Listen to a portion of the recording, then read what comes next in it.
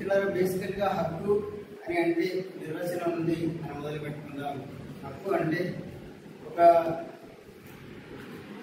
నైతిక విలువ ద్వారా లేదా ఒక చట్టం ద్వారా మనం పొందగలిగేది లేదా అనుభవించగలిగేది. Right is a moral or a legal entitlement for protection of his or her fundamental interests.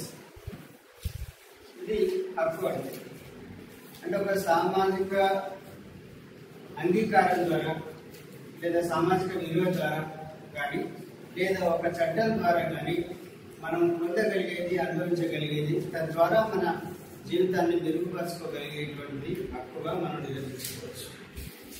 అయితే ఈ హక్కులు అనేటువంటి పేరుతోటి చర్చ ఈ మధ్య కాలంలో, ఈ ఆధునిక కాలంలోనే ప్రారంభమైనప్పటికీ అసలు ఈ హక్కులు అనేటువంటి అంశము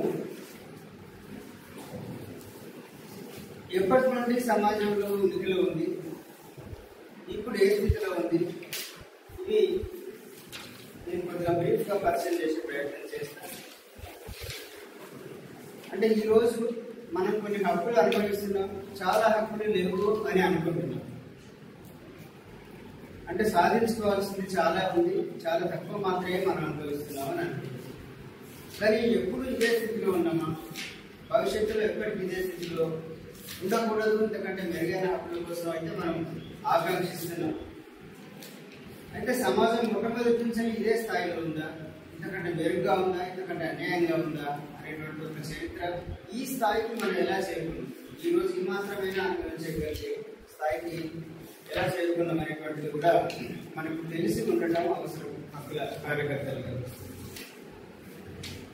సమాజము ఇంకా మనుషులందరూ గుంపులుగా బతికిన తర్వాత, ఒక సామాజిక జీవనం అనేటువంటిది ప్రారంభమైన తర్వాత మనందరికీ చరిత్ర చదివినటువంటి వాళ్ళందరికీ తెలుసు, మొట్టమొదటి ఆ మనుషుల మధ్య ఎటువంటి అసమానతలు లేవు, వారి మధ్య ఎటువంటి ఆధిపత్యాలు లేవు. కాబట్టి అక్కడ హక్కుల ఉల్లంఘన అనేటువంటి సమస్య రాదు. హక్కుల పేరులో కానీ హక్కుల భావంతో కానీ వాళ్ళు జీవించలేదు. కానీ ఈరోజు మనం ఏదైతే హక్కులు కావాలనుకుంటున్నామో నిజానికి అవన్నీ వాళ్ళు అనుభవించారు. సమానత్వాన్ని అనుభవించిండు, స్వేచ్ఛను అనుభవించిండు, అటువంటివి చాలా. ఇదంతా ఒక రకంగా చరిత్రకారులు దీన్ని ప్రిమిటివ్ కమ్యూనిస్ట్ సొసైటీ అని అంటారు. పేరు ఏదైనా పెట్టుకోనియండి, కానీ ఒక ఆదిమ సమాజంలో మనుషులందరూ ఎటువంటి అసమానతకు ఆధిపత్యం లేకుండా అందరూ సమానమైనటువంటి అవకాశాలు, హోదాతోని వారు బతికారు. అంటే ఒకప్పుడు పూర్తి స్థాయి హక్కులతోనే జీవించినట్టే లెక్క చాలా కాలం పాటు ఆ సమాజం. కాలక్రమంలో ఎప్పుడైతే ఆస్తి పోగుపడడం అనేది మొదలైందో అది కాజేయాలని కొంతమంది అనుకొని దాని చుట్టూ ఒక అధికారాన్ని సృష్టించుకొని అందుకోసం కొంత సైన్యాన్ని, అందుకోసం దేవుడు, మతాన్ని ఇలా సృష్టించుకుంటూ దాన్ని బాగా వ్యవస్థీకరించుకుంటూ కాలక్రమంలో period of hundreds and thousands of years అది ఒక బాగా అభివృద్ధి చెందినటువంటి ఫ్యూడల్ సమాజంగా ఎదిగి మొన్నటి వరకు కూడా 200-250 సంవత్సరాల కింద వరకు కూడా రాజులు, రాజరికాలు కొనసాగినటువంటి విషయం మనందరికీ తెలుసు. వాళ్ళు చరిత్రకు అందినంత వరకే 4,5,000 సంవత్సరాల చరిత్ర ఈ ఫ్యూడల్ సమాజానికి ఉంది. ఈ కాలం అంతా కూడా మనుషులు వాస్తవంగా ఒకప్పుడు పూర్తి స్థాయి హక్కులు అనుభవించినటువంటి ఒక ఆదిమ మానవ సమాజము క్రమంగా ఈ ఆస్తి పోగుపడటము, ఆస్తి కబ్జా చేయబడటము అనేటువంటి కారణాల వల్ల హక్కులు కోల్పోయి, అవకాశాలు కోల్పోయి, అణచివేతకు, శ్రమ దోపిడికి, అవమానాలకి, ఇవన్నిటికీ గురవుకుంటూ వచ్చింది. అంటే ఒకప్పుడు అన్ని హక్కులతో బతికినటువంటి వాళ్ళ జీవితం ఒకటిసారి చాలా డ్రాస్టిక్గా పడిపోయింది కొన్ని దశాబ్దాల కాలంలో. అప్పటి నుంచి క్రమంగా అది ఒక రకంగా ఫ్యూడల్ సమాజంలో ఉంటుకుంటూ ఈ రోజు వరకు ఈ స్థితిలో ఉన్నాం. అంటే ఫ్యూడల్ సమాజంలో జీరోకైతే పడిపోతుంది. ఇప్పుడు జీరో హక్కులతో ఏ మనుషులు జీవించలేరు. 1%, 2%, 3%, 4% అలా ఫ్యూడల్ కాలంలో కూడా మనుషులందరికీ కూడా ఎంతో కొంత హక్కులు కనీస స్థాయి హక్కులు అది చట్టం ద్వారా కాకుండా సమాజంలో ఉండేటువంటి విలువల ద్వారా అనుభవించుకుంటూ వచ్చారు. ఈరోజు కాలక్రమంలో అనేక రాజకీయ ఆర్థిక పరిణామాల నేపథ్యంలో ఇప్పుడు మరికొన్ని హక్కులు మనం సాధించుకొని అప్పటికంటే కొంత బెటర్గా బతుకుతున్నాం. అంటే ఇప్పుడు ఒక 10%, 12% అనుకోండి, రఫ్గా చెప్తాం హక్కులను మనం అనుభవిస్తున్నాం. అంటే మనం కోల్పోయినది 100% అయితే ఇప్పుడు మాత్రం మనం 10-15% లోపు హక్కులతోనే జీవిస్తున్నామని చెప్పుకోవచ్చు. మనం ఏం కోరుకుంటున్నామంటే ఇది 100% చేసుకోగలుగుతున్నాం.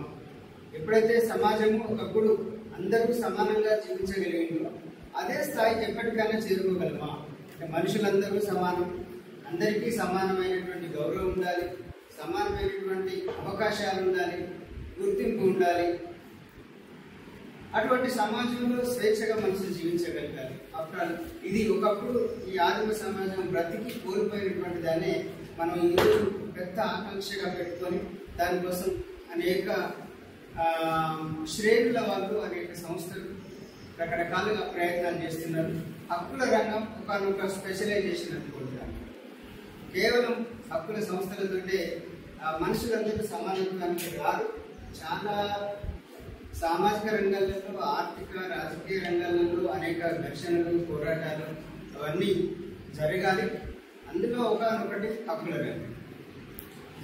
అయితే ఈరోజు ఈ స్థితి వరకు మనం చేరుకోవటానికి అనేక పరిణామాలు జరుపుకుంటూ వచ్చాయి, కొద్ది ఘర్షణ జరుపుకుంటూ వచ్చింది. ఆ నేపథ్యంలో క్రమక్రమంగా ఈ మాత్రం హక్కులను మనం అనుభవిస్తున్నాం. ఇప్పుడు మన అనిపిస్తుంది బాగానే హక్కులు అనుభవిస్తున్నాం కదా అనిపిస్తుంది.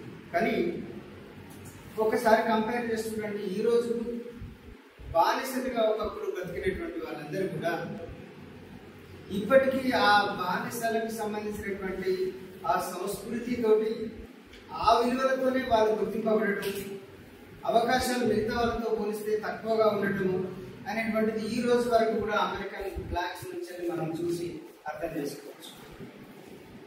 మన దేశంలో అంటరానితనం ఉందనుకోండి, 2000 సంవత్సరాల కింద చాలా అన్యాయంగా ఉండింది. కానీ ఈ రోజు వరకు కూడా పూర్తిగా పోయిందా? దాని యొక్క అది పూర్తిగా ఏం పోలే, అది ఇంకా చాలా మనల్ని వెంటాడుతుంది.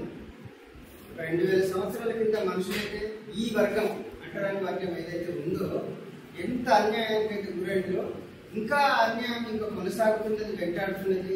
ఆ ఆనవాళ్ళు ఇంకా మనుషులను వెంబడించే ఉంటుంది. అంటే మనం పూర్తిగా ఆ విలువను పోగొట్టుకోలేదు. బానిస వర్గం అసలు ఆ మాటను మర్చిపోలేకపోతుంది, అంటరాని వర్గం ఆ మాటను మర్చిపోలేకపోతుంది.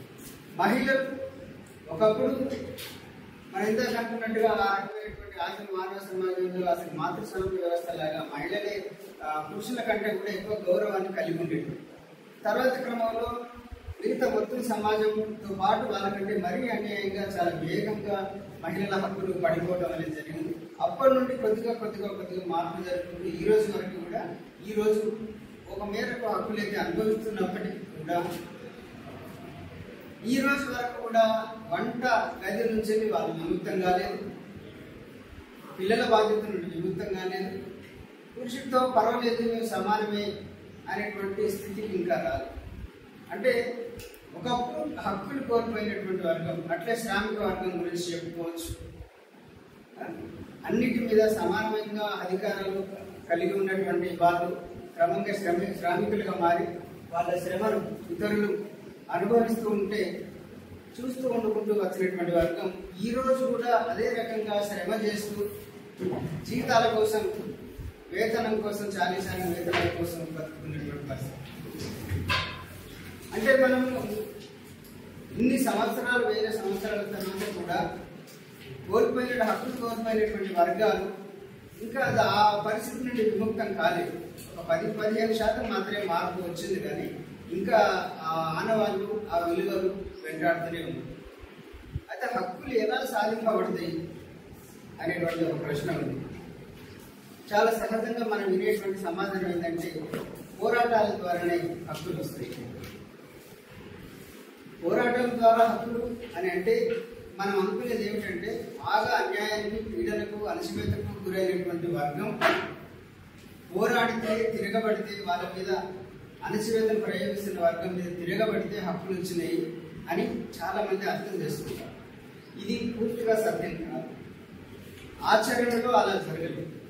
ఒక స్పార్టకస్ తప్ప చాలా అన్యాయంగా అణచివేతకు గురైనటువంటి పూర్తిగా ఎక్స్ట్రీమ్ వర్గాలు చేసినటువంటి తిరుగుబాట్లు చరిత్రలో ఎక్కడ నమోదు కాలేదు.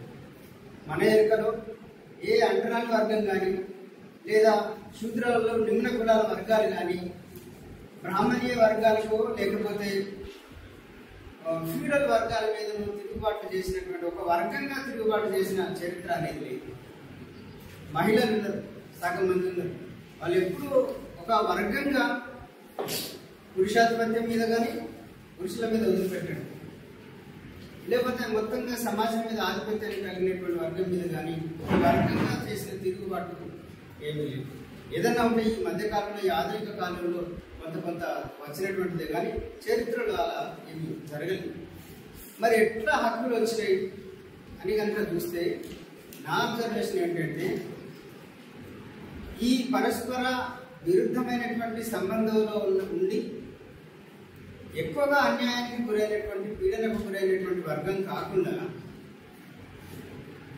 ఈ మొత్తం సమాజం మీద శిఖర స్థానంలో ఉండి సుప్రీంగా ఉండి అంత సంపద, అవకాశాలు, అధికారము, ఆధిపత్యము ఒక్కలో ఇద్దరు అనుభవిస్తున్నటువంటి స్థితిని ప్రశ్నించేటువంటి వర్గము అత్యంత కింది వాళ్ళు కాకుండా అతని కంటే కొంచెం కింద ఉన్నటువంటి వారు. అంటే ఒక చక్రవర్తి మీద సామంతులు చేసినటువంటి తిరుగుబాటుతో ఈ సామంతులకు కొన్ని హక్కులు ఇవ్వబడ్డాయి. దాని కొన్ని ఆ చక్రవర్తి వదులుకొని వీళ్ళకి కొన్ని హక్కులు ఇవ్వాల్సి వచ్చింది. మన దగ్గర చూసుకుంటే బ్రాహ్మణీయ వర్గము ప్రారంభంలో అలా ఉండింది. తర్వాత క్షత్రియులకు కొంత వాళ్ళ హక్కులు ఇవ్వాల్సి వచ్చింది. కార్యక్రమంలో వైశ్యులకు కూడా హక్కులు ఇవ్వాల్సి వచ్చింది. తర్వాత మనం కనుక చూస్తే శూద్ర అప్పర్ కాస్ట్ ఎప్పుడైతే సంపద మీద వాళ్ళు కొంచెం అధికారం సంపాదించుకుంటూ వచ్చిందో వాళ్ళు హక్కులు సంపాదించుకుంటూ వచ్చింది. అంటే హక్కులు అనేటువంటి పై నుండి కొద్దిగా కిందికి వస్తున్నాయి. కానీ అత్యంత కింది స్థాయి వర్గము పోరాడితే వీళ్ళ హక్కులు రావటము అనేటువంటిది చరిత్రలో అలా జరగలేదు. నాకు అర్థమైంది. ఇది మీరు జస్ట్ గుర్తు పెట్టుకోవడానికి నేను చెప్తాను. తర్వాత ప్రస్థానంలో కూడా అయితే ఈ రోజు మనం అనుభవిస్తున్నటువంటి ఈ హక్కులు ఈ స్థాయికి అయినా రావడానికి చరిత్రలో అనేక పరిణామాలు ఇందాక మనం అనుకున్నటువంటి పద్ధతులు జరిగినాయి. దాంట్లో కొన్ని ముఖ్య ఘట్టాలు, మైల్ స్టోన్స్ లాంటివి ప్రపంచ చరిత్రలో మనం ఒక్కసారి గుర్తు చేసుకుంటే హక్కుల కార్యకర్తలుగా హక్కుల చరిత్ర తెలిసి ఉండటం మంచిది. అంటే కొన్ని జరిగినా కూడా చరిత్రలో నమోదు కాకపోతే అది మనకు తెలిసే అవకాశం ఉంది. కానీ చరిత్రలో నమోదు కాగలిగినవి మాత్రం ఇప్పటి వరకు అందుబాటులో ఉన్నాయి. వాటిలో ఒక పర్షియన్ రాజు ఇప్పటికి 3750 సంవత్సరాల పూర్వం, అంటే క్రీస్తు పూర్వం 1750 సంవత్సరాల ప్రాంతంలో హమ్మురాబి అనేటువంటి ఒక పర్షియన్ రాజు ఒక రూల్ ఆఫ్ లా అనేటువంటి దాన్ని మొట్టమొదటిసారి ప్రవేశపెట్టారు. ఆ రూల్ ఆఫ్ లా ఏంటంటే ఎవరినైనా నేరారోపణ మీద ఎవరి మీదైనా మనం నేరారోపణ కనుక చేస్తే అతన్ని ఇష్టారాజ్యంగా శిక్షించడానికి వీలు. ఒక డ్యూ ప్రాసెస్ ఉండాలి, ఒక విచారణ అనేటువంటిది జరగాలి. ఈ నేరానికి ఈ శిక్ష అనేటువంటిది ఒకటి ఉండాలి. ఇది అందరికీ వర్తించాలి అని ఒక రూల్ ఆఫ్ లా అనేటువంటిది మొట్టమొదటిసారి తయారు చేసి ప్రవేశపెట్టి అమలు చేసినటువంటి వ్యక్తిగా చరిత్రలో ఆయనకు స్థానం ఉంది. ఆయన చేపించినటువంటి శాసనాలు ఇప్పటికీ అందుబాటులో ఉన్నాయి. అతని పేరు హమ్మురాబి, పర్షియన్ కింగ్, క్రీస్తు పూర్వం 1750 సంవత్సరాలు జరిగింది. దాని తర్వాత అదే Persian Raju Cyrus the great అనేటువంటి ఇంకొక పర్షియన్ రాజు, అతను క్రీస్తు పూర్వం 550 సంవత్సరాల ప్రాంతం 530 సంవత్సరాల వరకు కూడా బతికిండు. అతను పర్షియా నుండి మెసొపటోమియా, బాబిలోనియన్ దాకా గెలుచుకుంటూ వచ్చి బాబిలోనియానికి వచ్చిన తర్వాత అక్కడ బానిస వ్యవస్థను చూసి ఆయన 3 చట్టాలు చేస్తాడు. 3 విధానమైనటువంటి నిర్ణయాలు తీసుకొని చట్టాలు చేస్తాడు. అదేంటంటే అప్పటికి అక్కడ బానిస వ్యవస్థ అమలయ్యింది. అది ఆయనకు చాలా అన్యాయం అనిపించింది. బానిస వ్యవస్థను మొత్తం రకంగా రద్దు చేస్తూ శాసనం చేసినటువంటి మొట్టమొదటి రాజు సైరస్ ద గ్రేట్. ఇతను క్రీస్తుపూర్వం 539వ సంవత్సరంలో ఈ శాసనం చేయటం అనేటువంటిది జరిగింది. అది ఒక్కటే కాకుండా తన దేశంలో ఉండేటువంటి ప్రజలందరికీ ఈరోజు మనం ఏదైతే మత స్వేచ్ఛ ఉంటుంది అని అడుగుతున్నాం, కొట్లాడుతున్నాం, పేపర్ల మీద ఉంది కానీ వాస్తవంలో లేకపోవడం మనం గమనిస్తున్నాం. కానీ అప్పుడు ఆ రాజు అతను ఇంకొక శాసనం చేపించి ఈ దేశంలో ఉన్నటువంటి వాళ్ళందరికీ వాళ్ళకి ఇష్టమైనటువంటి విశ్వాసాన్ని కలిగి ఉండేటువంటి హక్కు ఉంటుంది, అంటే మత స్వేచ్ఛ ఉంటుంది అనేటువంటిది చేయించడం అనేటువంటిది జరిగింది. మూడవది, సమాజం అనగానే భిన్న జాతులు తెగలు ఉంటాయి, వాటి మధ్య అసమానత్వం ఏది ఉండదు, మనుషులందరూ సమానమే, తెగలు జాతుల మధ్య తేడాను పాటించకూడదు. ఈ 3 చట్టాలు చేసి సైరస్ ది గ్రేట్ 539వ సంవత్సరంలో ఒక, ఇప్పుడు మనకు కాగులు అంటే తెలుసు,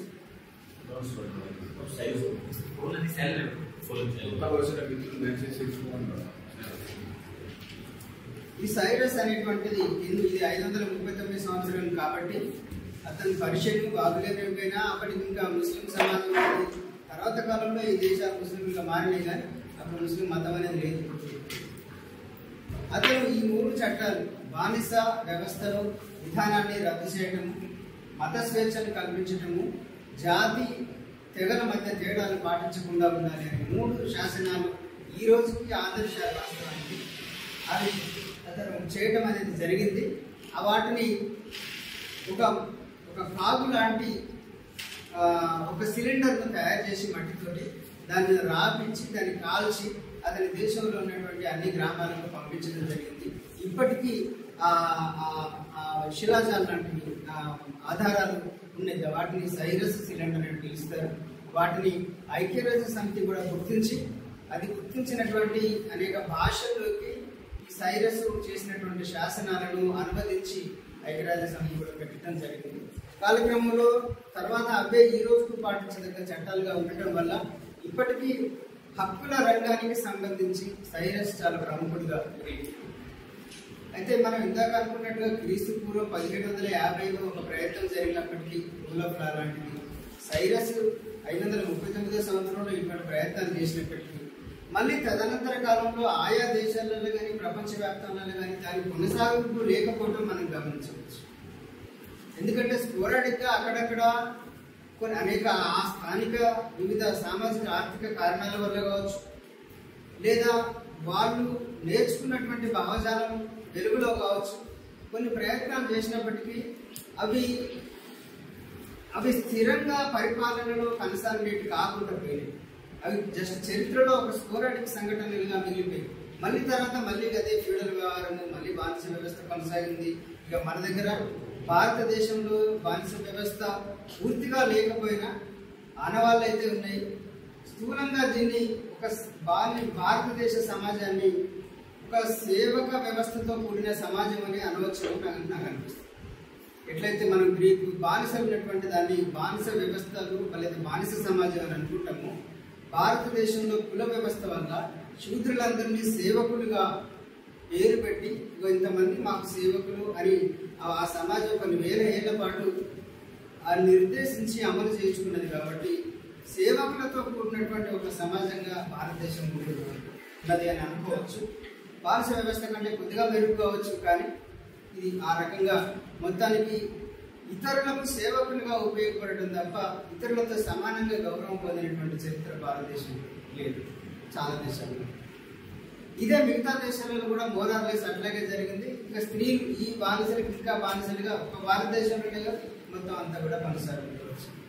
ఇట్లా ఈ 2 ఘటనలు చరిత్రలు మొదలైన తర్వాత ఎక్కువగా మనం హక్కులు అనగానే మనకు గుర్తుకొచ్చేటువంటిది లేదా ప్రతి ఒక్కరు రెఫర్ చేసేటువంటిది ఇంగ్లాండ్లో నమోదైనటువంటి మ్యాగ్నా కార్టా 1215వ సంవత్సరంలో మ్యాగ్నా కార్టా అనేటువంటి ఒక ఒప్పందము అన్ని ఎప్పటికీ రెఫర్ చేస్తుంటారు.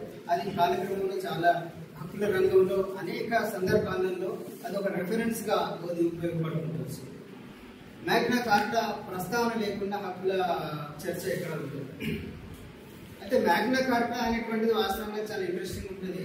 అక్కడ ఒక రాజు, ఇంగ్లాండ్ రాజు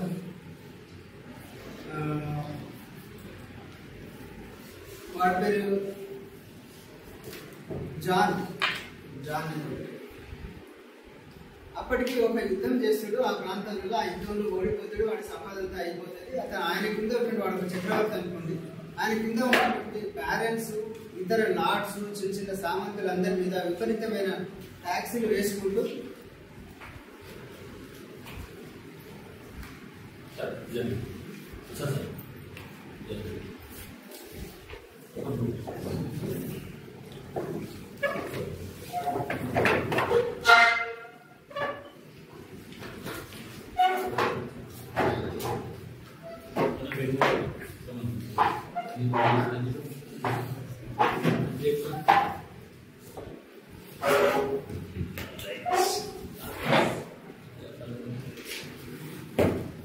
అంటే వాడు ఆర్థికంగా చితికిపోయినటువంటి కారణంగా వాడికి సామంతులుగా ఉన్నటువంటి వాళ్ళందరి మీద విపరీతమైన ట్యాక్సులు, మన కాకతీయ వాడు సమ్మక సాగరికాల మీద ఇలా వేసినట్టు వాడికి ఆ కప్పాలు కట్టలేక, వీళ్ళ ఆస్తులన్నీ వాడికి దానదత్తం చేయలేక ఈ సామంతులందరూ వాడిని తిరగబడలేదు. ఈ సామంతులందరూ తిరగబడి లండన్ మీద ఈ సామంతులందరూ కూడా ఐక్యమై అందరూ కలిసి అసలు వాడిని అధికారంలోకి వెళ్ళి తీసేద్దామని వాళ్ళు లండన్కు ప్రయాణం అయిపోయారు. అది వాడికి తెలుస్తుంది. తెలిసిన తర్వాత చర్చి ఫాదర్ దగ్గరికి కూడా పోతున్నారు, వాళ్ళని కాంప్రమైజ్ చేయగలరు. అది సాధ్యం కాదు. చివరికి వాడే వీళ్ళతో ఒక రాయబారం పంపి ఏం చేస్తారంటే, మనం ఒక ఒప్పందం చేసుకుందాం, మీకు ఇబ్బంది కాని విధంగా మీకు ఏమేమి కావాలో చెప్పండి, ఆ విధంగా నేను ఉంటాను అని ఈ చక్రవర్తి వాళ్ళకు మెసేజ్ పంపుతారు. ఇద్దరు కలిసి మళ్ళీ ఒక చర్చ్ ఫాదర్ని ఆర్బిట్రేటర్గా మధ్యవర్తిగా మాట్లాడుకుంటారు. చాలా రోజుల చర్చల అనంతరం ఆ రాజుకు ఉండేటువంటి చాలా అధికారాలను కత్తిరించి వీళ్లకు ట్రాన్స్ఫర్ చేసుకోవడం జరుగుతుంది. అంటే ఈ సామంతులందరికీ కూడా వీళ్ళ తదనంతరం ఎవరు రాజుగా ఉండాలి అనేటువంటిది ప్రకటించుకునే అధికారం వీళ్ళకే ఉండటము, వీళ్ళు కొన్ని ఎస్టేట్స్ ఆస్తులు కలిగి ఉండటానికి అనుమతి ఇవ్వబడటము, పూర్తిగా మొత్తం అధికారం ఆ చక్రవర్తికే కాకుండా అట్లనే ఈ రాజు వేసేటువంటిది టాక్సేషన్లో చాలా మినహాయింపులు వేయటము, కొన్ని చర్చల తర్వాత మాత్రమే వేయటము, ఇటువంటి ఈ సామంతులను కూడా ఇష్టారాజ్యంగా అరెస్ట్ చేయించేటువంటి వాడు ఈ చక్రవర్తి. అంటే కాబట్టి ఇంకోసారి అట్లా ఇష్టారాజ్యంగా అరెస్ట్ చేయించవద్దు. అరెస్ట్ చేయడానికి ఒక రీజన్ ఉండాలి. Nobody should be arrested without a reason. అట్లాగే వాళ్ళ మీద విధించబడేటువంటి శిక్ష చక్రవర్తికి ఇష్టం వచ్చినట్టుగా కాకుండా ఒక డ్యూ ప్రాసెస్ ఉండాలి. నిజంగా రుజువు అయితేనే అతని మీద శిక్షలు వేయాలి. ఇటువంటి అనేకమైనటువంటి ఒప్పందాలు ఆ రాజుతో చేసుకుంటారు. వీళ్ళు ఆ రాజు ఆ చక్రవర్తిని వాడి అధికారం కొనసాగించడానికి, వాడు సింహాసనం మీద కొనసాగడానికి వీళ్ళు ఒప్పుకోవాలి. ఈ రకంగా చేసుకున్నటువంటి ఒప్పందమే మ్యాగ్నా కార్టా. ఇది ఒక చక్రవర్తికి సామంతులకు జరిగినటువంటి ఒప్పందము. ప్రధానంగా సామంతుల హక్కులను ఉద్దేశించినటువంటి జరిగిన ఒప్పందమే కానీ ఇది ఇందులో సామాన్య ప్రజలకు, కూలీలకు, బానిసలకు, లేకపోతే ఇంకొక రైతు కూలీలకు ఇందులో పెద్ద రోల్ ఏమీ లేదు. ఊరికే వీళ్ళందరినీ కూడా అందరికీ అనేటువంటి ప్రస్తావన ఉంటుంది కానీ నిజంగా అది జరిగింది ఈ రెండు వర్గాల మధ్యలో మాత్రమే. అది ఆ విధంగా మ్యాగ్నా కార్టాలో చరిత్రలో నిలిచిపోతుంది. కానీ చివరిగా ఇద్దరు కలిసి ఆ ఒప్పందాన్ని ఎవరు పాటించరు. వాళ్ళ మధ్యలో మళ్ళీ తర్వాత ఘర్షణ యుద్ధం జరుగుతుంది, అది వేరే విషయం. కానీ చరిత్రలో ఎప్పటికైనా కూడా ఒక ఉన్నతమైనటువంటి ఒప్పందంగా ప్రతి చక్రవర్తి పాటించాల్సినటువంటి విషయాలుగా ఈ మ్యాగ్నా కార్టా అనేటువంటిది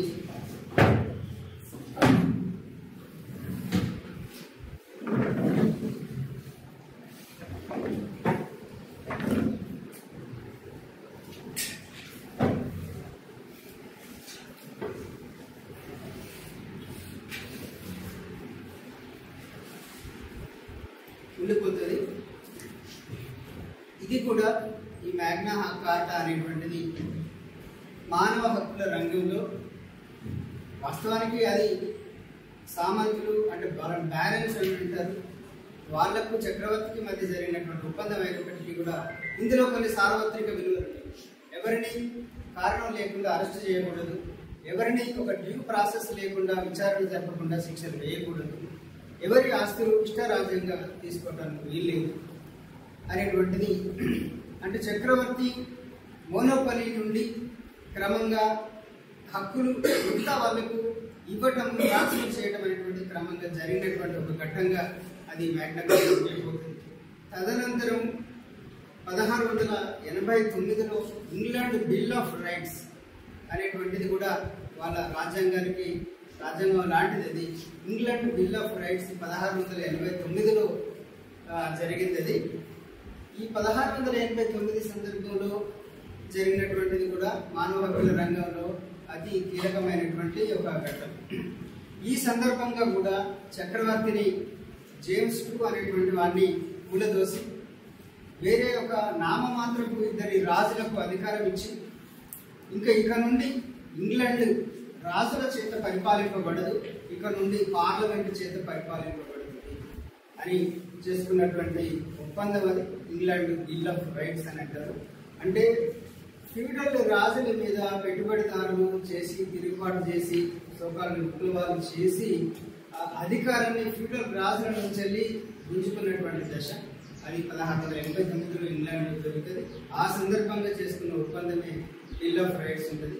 ఈ బిల్ ఆఫ్ రైట్స్ లో కూడా మ్యాగ్నా కార్టాలో ఉన్నటువంటి వాటితో పాటు అందరికీ ఫ్రీడమ్ ఆఫ్ ఎక్స్ప్రెషన్ ఉండాలి. ఒక రాజుకు మాత్రమే కాదు, ఎవరికైనా ఏదైనా విషయం నచ్చకపోతే రాజుకు ఫిర్యాదు చేసేటువంటి అవకాశం ఉండాలి. పార్లమెంటులో ఉండేటువంటి సభ్యులను ప్రజల చేతనే ఎన్నుకోబడాలి, వాళ్ళను రాజు నిర్ణయించడానికి వీల్లేదు. పార్లమెంటులో సభ్యులు ఎవరు ఉండాలి ఏమిటి అనేది ఓటర్స్ నిర్ణయిస్తారు, రాజు కాదు. రాజు కేవలం నిమిత్త మాత్రం. అట్లాగే పార్లమెంటు సభ్యులు చేసే ఏ శాసనాలైనా ఏ విధానాలకైనా కూడా రాజు కేవలం సంతకం చేయాల్సిందే, కానీ ఆయన అందులో కల్పించుకొని వేలు పెట్టి ఇలా ఉండకూడదు అలా ఉండకూడదని చెప్పే అధికారం లేదు. అంటే శాసనాధికారము పరిపాలనా అధికారము మొత్తము మొనార్కీ నుండి రాజుల చేతుల నుండి పార్లమెంట్ తీసుకున్నటువంటి ఒక దశ అది 1689లో జరిగింది. ఆ సందర్భంగా చేసుకున్నటువంటి బిల్ ఆఫ్ రైట్స్ అనేటువంటిది కూడా హక్కుల రంగంలో చాలా ముఖ్యమైనది. దాని తర్వాత మీకు తెలుసు 1789లో ఫ్రెంచ్ విప్లవం సందర్భంగా కూడా ప్రతి మనిషికి స్వేచ్ఛ స్వాతంత్ర్యం ఉండాలి, అందరూ సౌభ్రాతృత్వంతో కూడుకొని ఉండాలి. అంటే కాలక్రమంలో మెల్లమెల్లగా ఇంకా ఎక్కువ మందికి హక్కులు ట్రాన్స్ఫర్ అయ్యేటువంటి పరిణామం ఉంది. స్టార్టింగ్ లో చక్రవర్తికి సామంతులకు జరిగింది, తర్వాత కాలంలో రాజులకు ఈ పెట్టుబడిదారులు వీళ్ళు రాజులు కాదు, పెట్టుబడిదారులు అంటే సంపన్నులు, ఒక రకంగా సంపన్నులు. వాళ్ళతో పాటు ఇంకా కొంత ధనవంతులు ఓటింగ్ అధికారం ఎవరికి ఉండాలి, పార్లమెంట్ సభ్యులు ఎన్నుకునేటువంటిది. అప్పుడు ఓటర్లు అందరూ కాదు, ప్రతి మేజర్ మనిషి ఓటర్ కాదు. అంటే కొంత సంపద ఉండి కొంత ఎస్టేట్కు అధికారం ఉన్నటువంటి వాళ్ళు మాత్రమే ఓటర్లుగా ఉండేది ఇంగ్లాండ్లో. అయినప్పటికీ వాళ్ళైనా ఒకరిద్దరు ఉంటారు కదా, కొన్ని వేల మంది. అంటే వాళ్ళకు ఓటింగ్ చేసే అధికారం, వాళ్లకు రూలర్ని ఎన్నుకునేటువంటి అధికారం మెల్లమెల్లగా అలా విస్తరించుకుంటూ వచ్చినాయి. అదే 1789 కాడికి వచ్చేసరికి ఇంకా ఎక్కువ మంది ప్రజలందరినీ ఉద్దేశించి ఈ రకంగా స్వేచ్ఛ సమానత్వం సౌభ్రాతృత్వం ఉండాలి, ఫ్రీడమ్ ఆఫ్ ఎక్స్ప్రెషన్ ఉండాలి అనేటువంటిది దాంట్లో జరిగింది. తర్వాత 1776లో అమెరికాకు స్వాతంత్రం రావడం, 79లో వాళ్ళు రాజ్యాంగం రాసుకోవడం అనేది జరుగుతుంది. చరిత్రలో యూనివర్సిటీలో ఉన్న వాళ్ళకి తెలుసు. 1789లో అమెరికా రాజ్యాంగం రాసుకుంది, కానీ అందులో హక్కుల గురించి పెద్దగా ప్రస్తావన లేదు.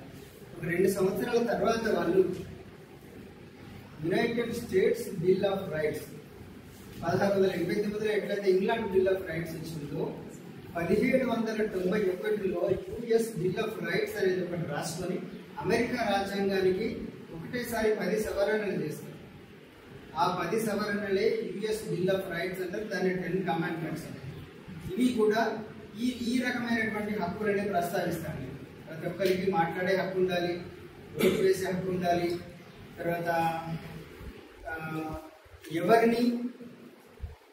ఎవరికి క్రూయల్ పనిష్మెంట్ ఇవ్వకూడదు, ఎవరికి శిక్ష విధించాలన్న ఒక డ్యూ ప్రాసెస్ ఉండాలి అన్యాయంగా ఎవరిని అరెస్ట్ చేయకూడదు, అంటే భావ ప్రకటన స్వేచ్ఛ ఉండాలి, అన్యాయంగా అరెస్ట్ చేయకూడదు, నేరారోపణ ఇష్టారాజ్యంగా కాకుండా డ్యూ ప్రాసెస్ ప్రకారం ఉండాలి, ఆ శిక్ష కూడా క్రూయల్గా ఉండకూడదు.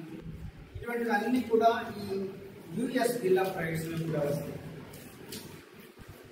ఇది హక్కుల పరిణామంలో ఒకవైపు జరుగుతూ వచ్చింది. ఈ యుఎస్ బిల్ ఆఫ్ రైట్స్ నుండే భారత రాజ్యాంగము ప్రాథమిక హక్కులను తీసుకున్నది అనే విషయం చాలా మంది హిస్టరీ చదివినటువంటి వాళ్ళ కాన్స్టిట్యూషన్ చదివినటువంటి వాళ్ళకి తెలుసు. భారత రాజ్యాంగంలోని ప్రాథమిక హక్కుల చాప్టరు లోని చాలా భాగం, మెజారిటీ భాగము అమెరికా ఈ బిల్ ఆఫ్ రైట్స్ నుంచి, అమెరికన్ ఫండమెంటల్ రైట్స్ నుంచి తీసుకోబడింది. డైరెక్టివ్ ప్రిన్సిపల్స్ ఐర్లాండ్ నుంచి తీసుకుంటారు. ఇవి కాకుండా కొన్ని లోకల్గా హక్కులను మనం యాడ్ చేసుకోవడం జరిగింది ప్రాథమిక హక్కుల చాప్టర్లో. కాబట్టి అంటే ఒకవైపు ఇలా ప్రపంచవ్యాప్తంగా హక్కుల రంగంలో జరుపుకుంటూ వచ్చినటువంటి పరిణామం ఎట్లా మన హక్కులకు కూడా వచ్చింది అనేటువంటిది చెప్పడానికి ఇది ఒక దశ.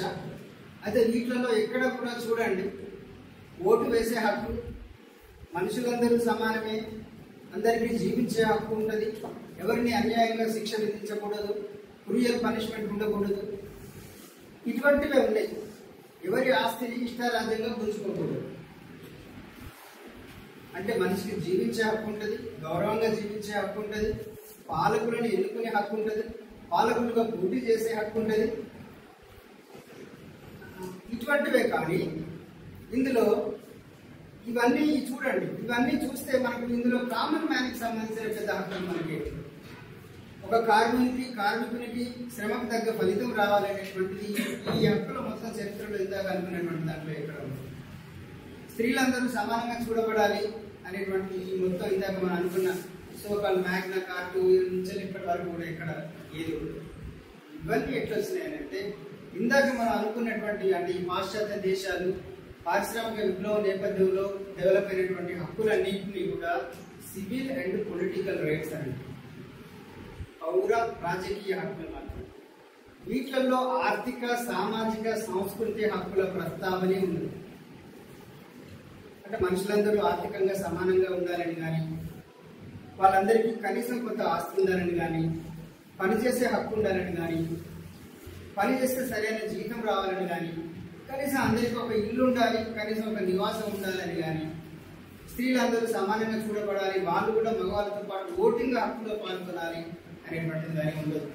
స్త్రీలకు ఓటింగ్ హక్కు అమెరికాలో 1920లో వచ్చింది. వాళ్ళ రాజ్యాంగం ద్వారా మనం ఇందాక అనుకున్నట్టుగా 1789-91 ప్రాంతంలో మగవాళ్ళందరికీ హక్కులు వస్తే మహిళలకు ఆ ఓటు హక్కు రావడానికి ఒక 250 సంవత్సరాలు పట్టింది. 1922 మాత్రమే ఓటు హక్కు వాళ్ళు అక్కడ చేస్తున్నారు. వాళ్ళు అమెరికన్సే, వాళ్ళు బయటసే. స్టిల్ ఆడవాళ్ళని కూడా మగవాళ్ళతో సమానంగా గుర్తించడానికి అంత కష్టమైంది.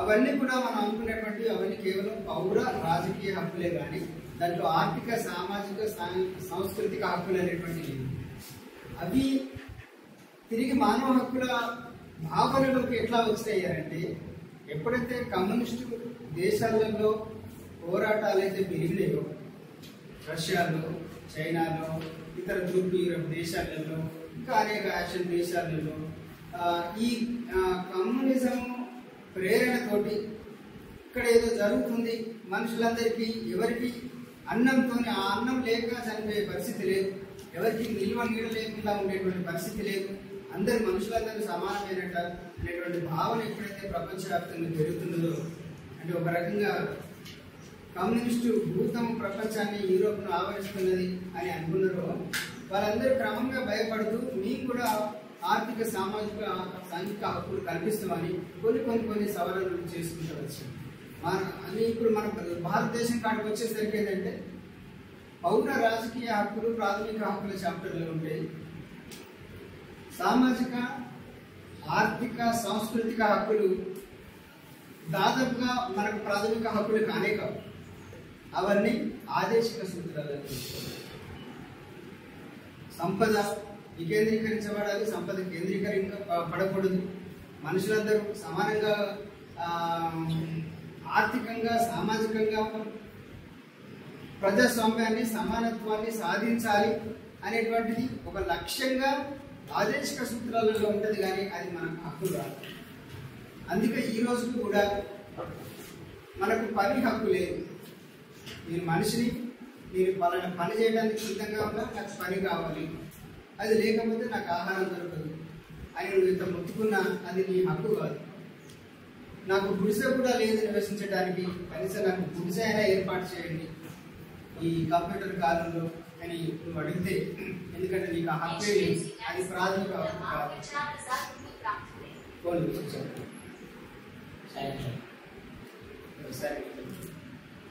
ఇటువంటివన్నీ అమలు కావడానికి, అమలు చేయించుకోవడానికి అవకాశం లేని ఆదేశిక సూత్రాలకే వచ్చినాయి. ప్రాథమిక హక్కులు ఈరోజు వరకు కూడా లేవు. అంటే ఇవన్నీ నిజానికి మనం సాధించుకోవాల్సింది చాలా ఉంది. అయినప్పటికీ కూడా ఇవన్నీ హక్కులే అనేటువంటి భావన ఈ కమ్యూనిస్టు పోరాటాల నుంచి సామాజిక ఆర్థిక హక్కులు అనేటువంటివి వచ్చినాయి. కమ్యూనిస్ట్ పోరాటాలు కాకుండా మనం ఇందాక అనుకున్నట్టుగా పాశ్చాత్య దేశాలలో జరిగినటువంటిదంతా కూడా పౌర రాజకీయం.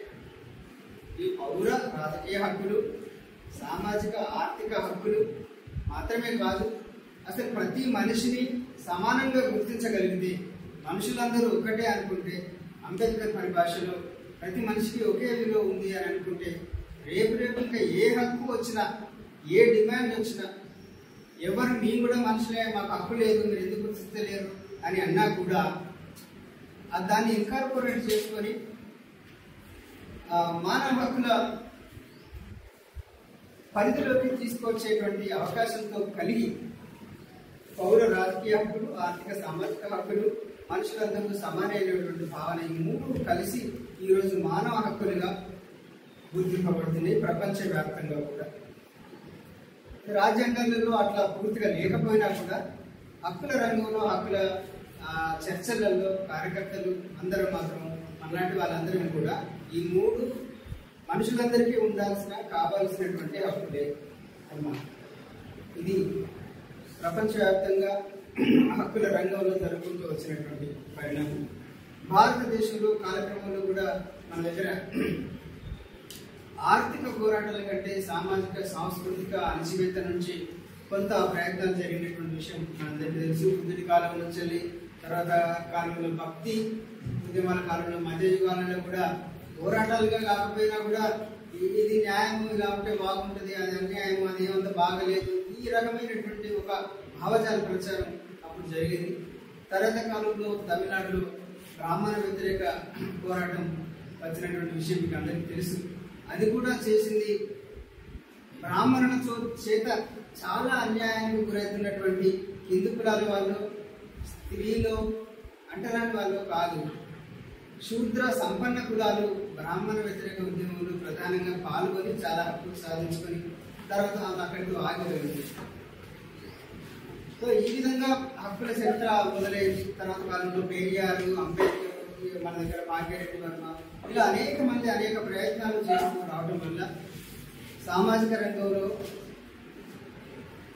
కొనసాగుతున్నటువంటి వివక్ష, అణచివేత, తద్వారా కోల్పోయేటువంటి హక్కులు, అన్యాయము అనేటువంటిది సామాజిక రంగంలో కొన్ని హక్కులను మనం సాధించుకోవడం, కొన్ని ఆర్థిక రంగంలో రాజ్యాంగం వచ్చిన తర్వాత కొన్ని వెసులుబాట్లు రావడం అనేది జరిగింది. ఇది హక్కుల రంగంలో జరిగినటువంటి పరిణామము, హక్కులకు సంబంధించి. తర్వాత రెండు అంశాలు నేను మాట్లాడాల్సింది.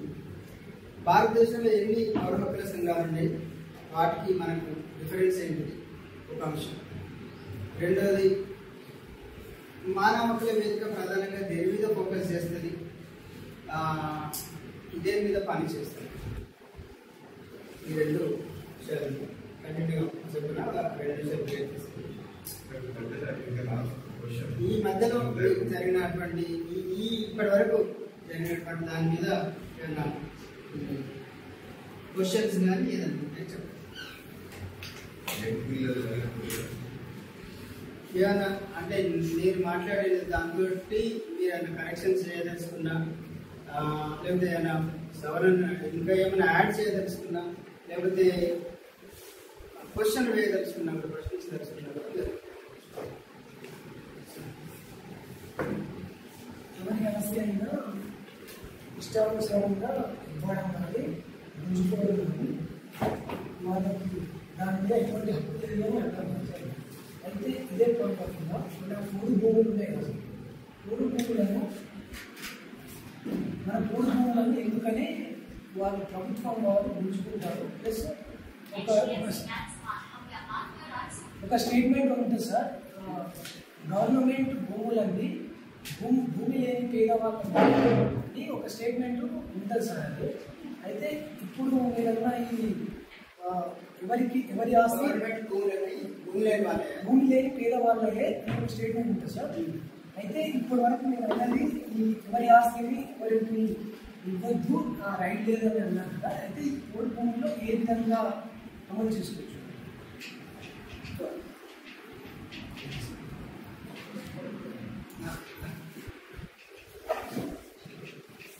అంటే మనము ఇప్పటివరకు ఎవరి ఆస్తిని పరిపాలకుడు లేదా రాజు ఇష్టరాజ్యంగా తీసుకోకూడదు అనేటువంటిది మ్యాగ్నా కార్టా నుంచి, బిల్ ఆఫ్ రైట్స్ నుంచి అమెరికన్ కాన్స్టిట్యూషన్ వరకు డెవలప్ అవ్వకుండా వచ్చింది.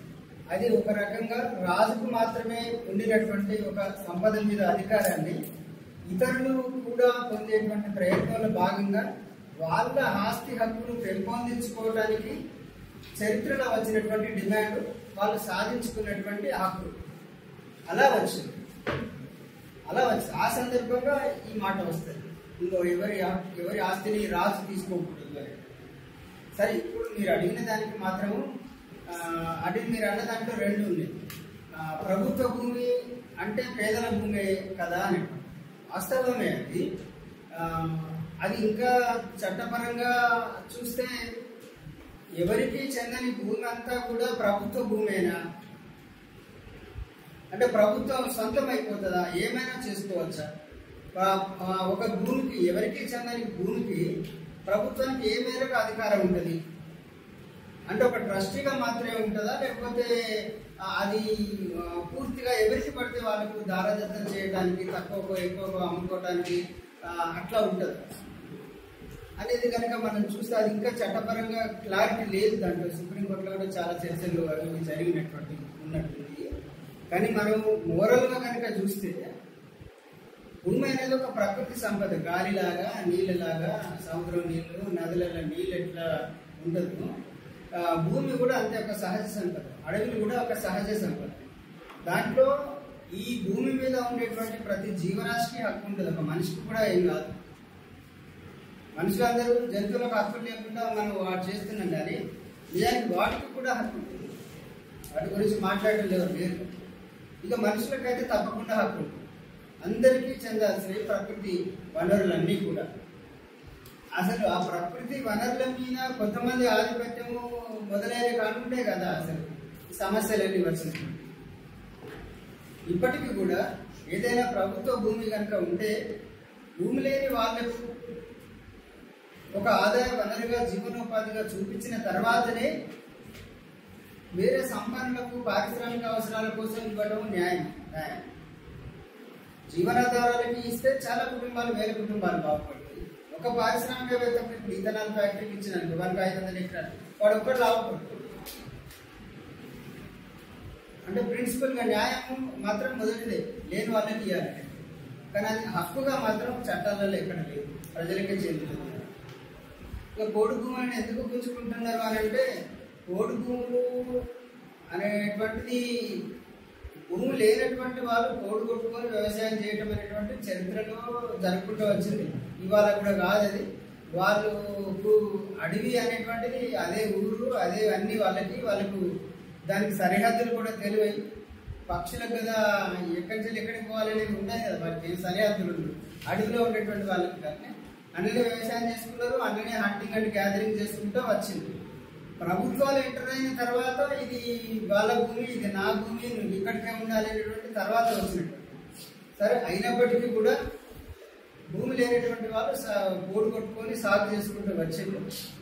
కొన్ని సాగు చేసుకునేటువంటి వాళ్ళకు కొంత చట్టాలు, పట్టాలు ఇవ్వడం అనేటువంటిది జరిగింది. ఇంకా ఇవ్వనటువంటి వాళ్ళకు, భూమి లేనటువంటి వాళ్ళకు ఏదో రకంగా భూమి ఇవ్వాల్సిందే. కానీ అదే సమయం లోపల అడవులను కూడా కాపాడుకోవాల్సినటువంటి, పర్యావరణాన్ని కూడా కాపాడుకోవాల్సినటువంటి బాధ్యత కూడా మనందరి మీద కూడా ఉంటుంది, ఒక ప్రభుత్వం మీద మాత్రమే కాదు. అంటే అడవులు జీరో అయ్యేదాకా పోగొట్టుకోవచ్చా? అట్లా కనుక పోతే ఎక్కడో ఒక దగ్గర మనం ఆగాల్సి ఉంటుంది. జెన్యున్గా భూమి లేనటువంటి, జీవనాధారం లేనటువంటి వాళ్ళకి అడవులు కొట్టుకోవడం కాకుండా ఇంకొక ప్రత్యామ్నాయ మార్గమైన ప్రభుత్వం చూపించి పర్యావరణాన్ని కాపాడాల్సిన బాధ్యత దాని జరుగుతుంది.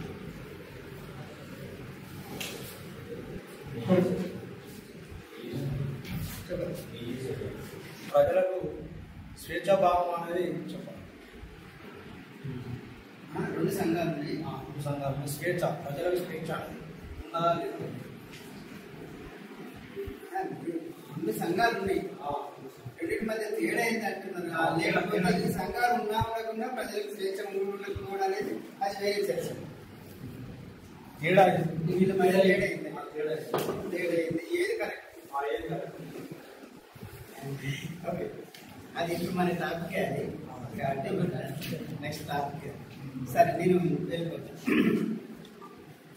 మిత్రులారా, భారతదేశంలో ప్రపంచవ్యాప్తంగా కూడా ఇందాక మనం హక్కులు ఇలా వచ్చినాయని అనుకున్నాం కదా, వాటిలో ఎక్కడ కూడా ఒక హక్కుల సంఘము కాకుండా అనేక బాధిత వర్గాలు, హక్కులు లేనటువంటి వర్గాలు చేసినటువంటి రాజకీయ, సామాజిక, ఆర్థిక పోరాటాల నేపథ్యంలో అవి లేనటువంటి వాళ్ళు హక్కులు పొందడం అనేటువంటిది మనం గమనించుకోవచ్చు. కాలక్రమంలో బాధిత వర్గాలు కాకపోయినా కూడా, లేదా బాధిత వర్గాల్లో ఉన్నటువంటి మేధావి వర్గం కానీ ఆ రాజకీయ, ఆర్థిక, సామాజిక పోరాటాలలో నేరుగా ఉండి కాకుండా వాటికి బయట ఉండి ఒక రకంగా మధ్యవర్తులుగా, ఒక రకంగా ఒక పౌరుల బాధ్యతలుగా రెండు వైపులా ఉండేటువంటిది. అంటే హక్కులను అణచివేస్తున్నటువంటి వాళ్ళలో ఉండేటువంటి వాళ్ళ ఆర్గ్యుమెంట్లో ఉండేటువంటి వాస్తవాలు, న్యాయాలు, హక్కులు అడుగుతున్న వాళ్ళ వాదనలో ఉండేటువంటి న్యాయాలు చెప్పి అట్లా కాదు ఇలా ఉంటే బాగుంటుంది అనేటువంటి మేధావులతో కూడి కాలక్రమంలో హక్కుల సంఘాలు ఏర్పడుకుంటూ వచ్చినాయి ప్రపంచవ్యాప్తంగా కూడా. అయితే ఎక్కడైనా కూడా ఒక ప్రధానమైనటువంటి ఆర్థిక లేదా సాంఘిక పోరాటం జరుగుతున్నప్పుడు, వాళ్ళ మీద అణచివేత చాలా తీవ్రంగా అవుతున్నప్పుడు, ఆ పోరాటంలో ఉండేటువంటి వాళ్ళు వాళ్ళ హక్కుల గురించి అడగడం వేరే విషయము. వాళ్ళు మాత్రమే కాకుండా ఆ పోరాటంలో బయట ఉంటారు అనేక కారణాల వల్ల. ఆ పోరాటం నచ్చుతుంది కావచ్చు, కానీ దాంట్లో ఉండేటువంటి తీవ్రత, పరిణామాలకి దూరంగా ఉండేటువంటి వాళ్ళు ఉంటారు. కానీ వాళ్ళకు ఏది రైటో ఏది తప్పో తెలుసు. అటువంటి వాళ్ళకు కూడా కళ్ళ ముందు జరిగేటువంటి దాన్ని ఇది అన్యాయం, ఇదేం బాగలేదు, మీరు కనీసం ఇలా ఉంటే బాగుంటుంది, మీరు ఒక పద్ధతి పెట్టుకున్నారు కదా అని పాలక వర్గాలను అడిగేటువంటి ఒక బుద్ధిజీవుల వర్గం కాలక్రమంలో ఈ ఆధునిక కాలంలోనే డెవలప్ అయింది. వారి ద్వారా హక్కుల సంఘాలు ఏర్పడడం అనేటువంటిది మొదలైంది. అది అమెరికాలో మొదలైంది 1917 ప్రాంతంలో, ఇంగ్లాండ్లో మొదలైంది 1930లలో, భారతదేశంలో కూడా స్వాతంత్ర పోరాటం జరుగుతున్నప్పుడు 1936లో ఇండియన్ సివిల్ లిబర్టీస్ యూనియన్ అనేటువంటి జవహర్లాల్ నెహ్రూ ఆధ్వర్యంలో ఏర్పాటు చేసుకోవడం జరిగింది. ICLU అంటారు దాన్ని. భారతదేశంలో మొట్టమొదటి హక్కుల సంఘం అని పేరు పెట్టుకొని ప్రారంభించినటువంటిది. దానికి మొట్టమొదటి అధ్యక్షుడు రవీంద్రనాథ్ ఠాగూర్, వర్కింగ్ ప్రెసిడెంట్గా సరోజినీ నాయుడు. వాళ్ళు స్వాతంత్ర పోరాటం మీద జరుగుతున్నటువంటి నిర్బంధము, అణచివేత గురించి మాట్లాడుతూ, అదే సమయంలో రవీంద్రనాథ్ ఠాగూర్ యొక్క గొప్పతనం ఏంటంటే అంతవరకే మాట్లాడి ఊరుకోకుండా భారతదేశంలో ఇంకా అశేషమైనటువంటి కార్మికులు ఉన్నారు, కర్షకులు ఉన్నారు, రైతులు ఉన్నారు, వాళ్ళందరూ ఉన్నారు. వాళ్ళు ఈ వలస పాలకులతోని మాత్రమే కాదు, భారతదేశంలో ఉండేటువంటి ఫ్యూడల్స్ తోటి, జమీందారులతోటి కూడా హక్కులు కోల్పోతున్నారు. వాళ్ళు రెండు శక్తుల నుంచి వాళ్ళ హక్కులు కోల్పోతున్నారు. వాళ్ళ పరిస్థితి ఇంకా చాలా అన్యాయమైంది. మొట్టమొదటిసారి మాట్లాడిన వ్యక్తి రవీంద్రనాథ్ ఠాగూర్ భారతదేశంలో. అంటే ఆయన ప్రారంభమైందేమో జవహర్లాల్ నెహ్రూ ప్రారంభం చేస్తే స్వాతంత్ర పోరాటాన్ని పరిరక్షించుకోవడానికి స్టార్ట్ చేసింది జానక సంఘం. కానీ రవీంద్రనాథ్ ఠాగూర్ బై నేచర్ ఆయన మానవతావాది డెమోక్రట్ కాబట్టి అక్కడి వరకే పరిమితం కాకుండా చాలా విషయాలు ఆయన మాట్లాడుతున్నారు. ఆయన స్టేచర్ తోటి ఇంగ్లాండ్లో 1930లో ప్రారంభమైనటువంటి నేషనల్ కౌన్సిల్ ఆఫ్ సివిల్ లిబర్టీస్లో కూడా ఆయన జాతీయ ఉపాధ్యక్షుడు కమిటీ. ఆ రకంగా పౌర హక్కుల సంఘము, పౌర హక్కుల భావన అనేటువంటి భారతదేశంలో ప్రారంభమైంది. అయితే భారతదేశానికి స్వాతంత్రం వచ్చిన తర్వాత ఇక నెహ్రూకి ఏముంటుంది? హక్కుల సంఘాలు అప్పటిదాకా ఏం చేస్తే పాలకులను ప్రశ్నిస్తాం. కానీ భారతదేశానికి స్వాతంత్రం వచ్చింది. ఇప్పుడు భారతదేశంలో పాలకులు ఎవరు? భారతీయులే. మరి భారతీయులే వాళ్ళ మీదనే పాలకులే ఒక సంఘం పెట్టుకొని మమ్మల్ని ప్రశ్నించండి అని అంటాడా నెహ్రూయే ప్రధానమంత్రి కదా. ఆయన ఏమనుకుంటాడు? ఇక ఐసీఎల్యూతో పనే ఉంది, దాన్ని క్లోజ్ చేయాలని. మనమే పాలకులు మనల్ని మనం ప్రశ్నించుకునేది, మన అభివృద్ధిలో భాగమవుతుందని రకరకాల భాష ఉపయోగించి మొత్తానికి ప్రశ్నించేవాడు లేకుండా, ప్రశ్నించే సంఘం లేకుండా ఐసీఎల్యూని క్లోజ్ చేస్తారు. అది తర్వాత కాలంలో హక్కుల సంఘాలు మళ్ళీ మనకి ఎక్కడ కనిపిస్తాయంటే శ్రీకాకుళం పోరాటం 1968లో జరిగినటువంటి విషయం తెలుసు. నక్సల్బరీ అదే సంవత్సరంలో పశ్చిమ బెంగాల్లో ప్రారంభమైతే కొన్ని నెలల తేడాతోటే శ్రీకాకుళంలో అదే సంవత్సరం 1968లో శ్రీకాకుళం రైతాంగ పోరాటం స్టార్ట్ అవుతుంది. తర్వాత దాని పాలకులు అణిచివేస్తారు. ఆ క్రమంలో కూడా కనీసం 350 మంది అప్పుడు నక్సలైట్ అనే పడైనటువంటి వాళ్ళు ఆదివాసులు పోలీసుల చేత చంపబడ్డటువంటి విషయం చరిత్రలో డాక్యుమెంట్ అయి ఉంది. వాళ్ళని పట్టుకొని చంపటం, చాలా అన్యాయంగా చంపటం అనేటువంటిది అప్పుడు జరుగుతూ ఉంటుంది. ఆ సందర్భంలో ఇది చాలా అన్యాయం. ఆదివాసులు అడిగింది ఏమిటి? మీరు చేస్తున్నది ఏమిటి? విప్లవ సంగతి తర్వాత విషయం. నక్సలైట్లు ఒక రాజకీయ ఉద్దేశంతోనే పోరాటం ప్రారంభించి ఉండవచ్చు, కానీ దాంట్లో పాల్గొన్నటువంటి భాగస్వాములుగా ఉన్నటువంటి ఆదివాసులు ప్రధానంగా వాళ్ళ ఆకాంక్షలు వేరే ఉన్నాయి. వాళ్ళ ఆకాంక్షలతోటి ఉద్యమంలోకి వచ్చింది. నువ్వు ఆ ఉద్యమం పేరు చెప్పి వాళ్ళని చంపుతున్నావు. ఈ నక్సలైట్లను అయినా కూడా నువ్వు ఇట్లా అన్యాయంగా చంపడానికి లేదు. వాళ్ళని పట్టుకొని కావాలంటే జైల్లో పెట్టండి, ఏదైనా చేయండి, మీరు రాజ్యాంగం రాసుకున్నారు కదా, దాని ప్రకారం ఉండండి, కానీ ఇట్లా చంపొద్దు అని ప్రారంభమైనటువంటి హక్కు సంఘాలు 1974 మార్చి 2లో ఏపీసీఎల్సీ ఆంధ్రప్రదేశ్ పౌర హక్కుల సంఘం అనేటువంటిది ఏర్పడుతుంది. దీనికంటే ముందు 1965లో ఏపీసీఎల్ఏ అనే ఒక సంఘం ఉంటుంది భారతదేశంలో. ముఖ్యంగా మన కంబైన్ ఆంధ్రప్రదేశ్లోనే అది ప్రారంభమవుతుంది. ఏపీసీఎల్ఏ అది ఎప్పుడు ప్రారంభమైంది, ఏ సందర్భంగా ప్రారంభమైందంటే 1964లో మీకు తెలుసు కదా, సిపిఐ నుండి సిపిఎం పార్టీ విడిపోతుంది. తెలంగాణ సాయుధ పోరాటం 1948 ఆ ప్రాంతంలో చేసిన తర్వాత అప్పుడు ఒకటే పార్టీ కదా సిపిఐ. వాళ్ళు లీగలైజ్ అయిన తర్వాత మొత్తం పార్లమెంటరీ పంతాలు ఉండిపోతున్నారు. వాళ్ళు ఏం పోరాటాలు చేస్తలేరు, ఏం చేస్తలేరు, ఇక అన్ని మర్చిపోయిండు. వీళ్ళంతా రివిజనిస్టులుగా మారిపోయిండు. అట్లా కాదు, చాలా సీరియస్ పోరాటాలు చేయాలి అని దాంట్లో ఉండేటువంటి ఒక మిలిటెంట్ ఆలోచన కలిగినటువంటి వాళ్ళతోటి సిపిఎం ఏర్పడుతుంది 1964లో. అదే ఇట్లా ఏర్పడేటువంటి ప్రారంభము, చర్చలు ఇవన్నీ తెలుస్తూ ఉంటాయి. ఇది ఇందిరాగాంధీకి 64లో జవహర్లాల్ నెహ్రూ, తర్వాత ఇందిరాగాంధీ ఈ ప్రాంతం వాళ్ళు ఏం చేస్తారంటే ఈ మొత్తం మందిని అప్పటికే ఇండో చైనా వారు జరుగుతుంది 1962లో. ఇందులో ఉండేటువంటి కమ్యూనిస్టులు చాలా మంది చైనాకి సపోర్ట్ చేస్తారు భావజాల పరంగా. అంతేగాని లేవు చైనాకు తుపాకులు సప్లై చేసడం అంత సీనియర్ లేదు, ఉద్దేశం లేదు. కానీ భావజాల పరంగా ఉంటే ఉండవచ్చు.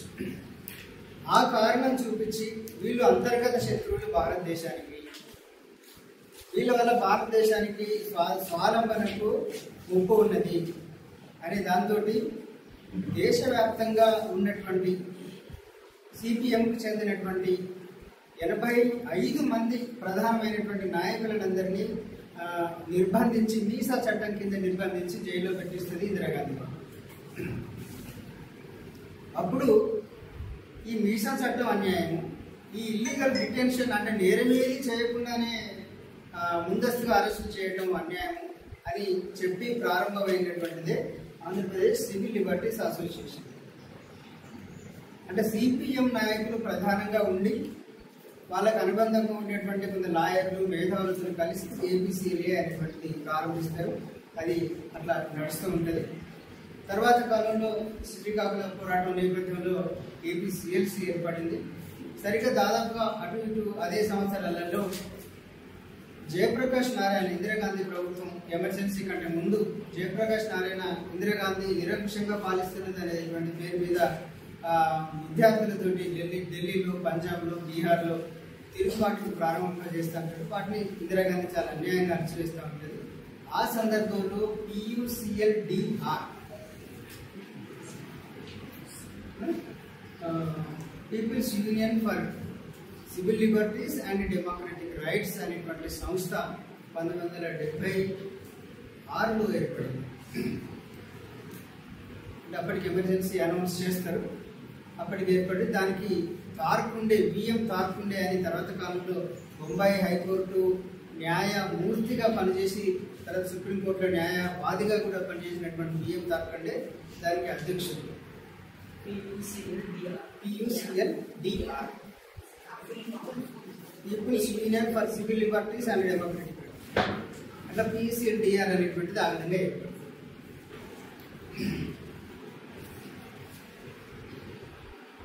ఈ PUCLDR అనేటువంటి దానికి అరుణ్ శౌరి ఆర్ఎస్ఎస్ మనిషి. అప్పటికి ఆయన ఆర్ఎస్ఎస్ అని తెలియదు, ఆయన భావజాలం కూడా తెలియదు. ఆయన మాట్లాడడానికి ఇందిరాగాంధీ చేస్తున్నటువంటి నియంతృత్వానికి వ్యతిరేకంగా చాలా బాగా మాట్లాడుతున్నాడని ఆయన దానికి ప్రధాన కార్యదర్శి చేస్తాడు. తర్వాత కాలంలో ఆయన స్వభావం బాగా బయటపడుతుంది. ఈ PUCLDR కూడా జనతా పార్టీ అధికారంలోకి వచ్చిన తర్వాత జయప్రకాష్ నారాయణ అధికారంలో లేనప్పుడు ఇది ప్రారంభించింది. అధికారంలోకి వచ్చిన తర్వాత పెద్ద యాక్టివిటీస్ ఏం ప్రారంభించలేదు. మళ్ళీ వాళ్ళ అధికారం పోయి 1980లో ఇందిరాగాంధీ అధికారం వచ్చిన తర్వాత అరుణ్ శౌరి తన స్వభావాన్ని బయటపెట్టుకుంటాడు. ఆయన ఏమంటాడంటే డెమోక్రటిక్ రైట్స్ గురించి మనం మాట్లాడవద్దు, ఓన్లీ సివిల్ రైట్స్ గురించే మాట్లాడదు. సివిల్ రైట్స్ అంటే ఏందో ఇందాక మనం అనుకున్నాం, అంతవరకే సివిల్ రైట్స్. డెమోక్రటిక్ రైట్స్ అంటే ప్రతి మనిషికి ప్రతిదీ కావాలి, నీకు మాత్రం ఎందుకు ఎన్నైనా అడగవచ్చు డెమోక్రటిక్ రైట్స్, అది వద్దు అని అతను చెప్తాడు. చెప్తే అట్లే చెప్పి అని ఏంటంటే ఓన్లీ PUCL వరకే పెట్టుకుందాం అని అంటాడు. అప్పుడు PUCL ఏర్పడుతుంది. ఈ పద్ధతి ఏం బాగాలేదని చెప్పేసి అందులోకి వెళ్ళి కొంతమంది డెడికేటెడ్గా ఉన్నటువంటి వాళ్ళు PUDR అని వేరే సంఘం పెట్టారు. అది 80-81 ప్రాంతాలలో PUCL, 80లో 81లో PUDR వాళ్ళ దాంట్లో ఏర్పడుతుంది. ఆ విధంగా అవి అలా చీలిపోయి ఇప్పుడు రెండు పనిచేస్తానే కానీ మొత్తానికి అది ఎగ్జిస్టెన్స్లో అయితే ఉంది. ఇంకా ఏపీసీఎల్సీ ఏర్పడ్డది 1974లో అని అనుకున్నాం కదా. ఇది కూడా శ్రీకాకుళం పోరాటం మీద అమలవుతున్నటువంటి అణచివేత నేపథ్యంలో ఏర్పడింది. అయితే దీనికి మొదటి అధ్యక్షుడు శ్రీశ్రీ, మొదటి ప్రధాన కార్యదర్శి పత్తిపాటి వెంకటేశ్వర్లు అనేటువంటి ఒక అడ్డు. అయితే వీళ్ళిద్దరే ఏర్పాటు చేయలేదు.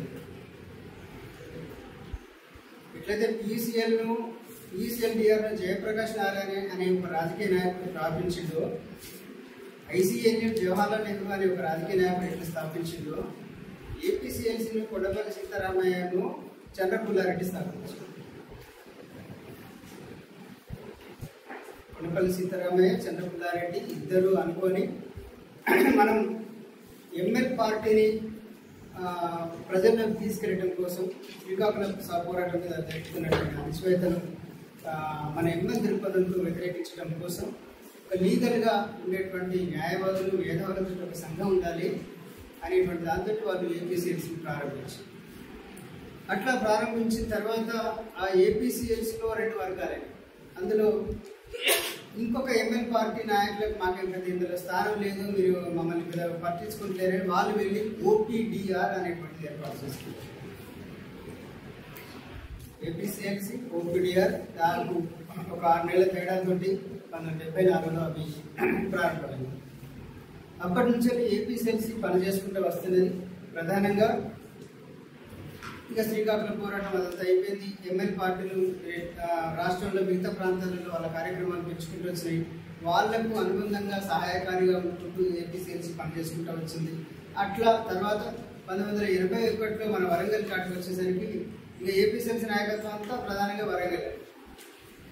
దాంట్లో బాలగోపాల్ సభ్యుడిగా 1981లో చేరటం, 83లో ఖమ్మం రాష్ట్ర మహాసభలలో బాలగోపాల్ ఏపీసీఎల్సీకి రాష్ట్ర ప్రధాన కార్యదర్శి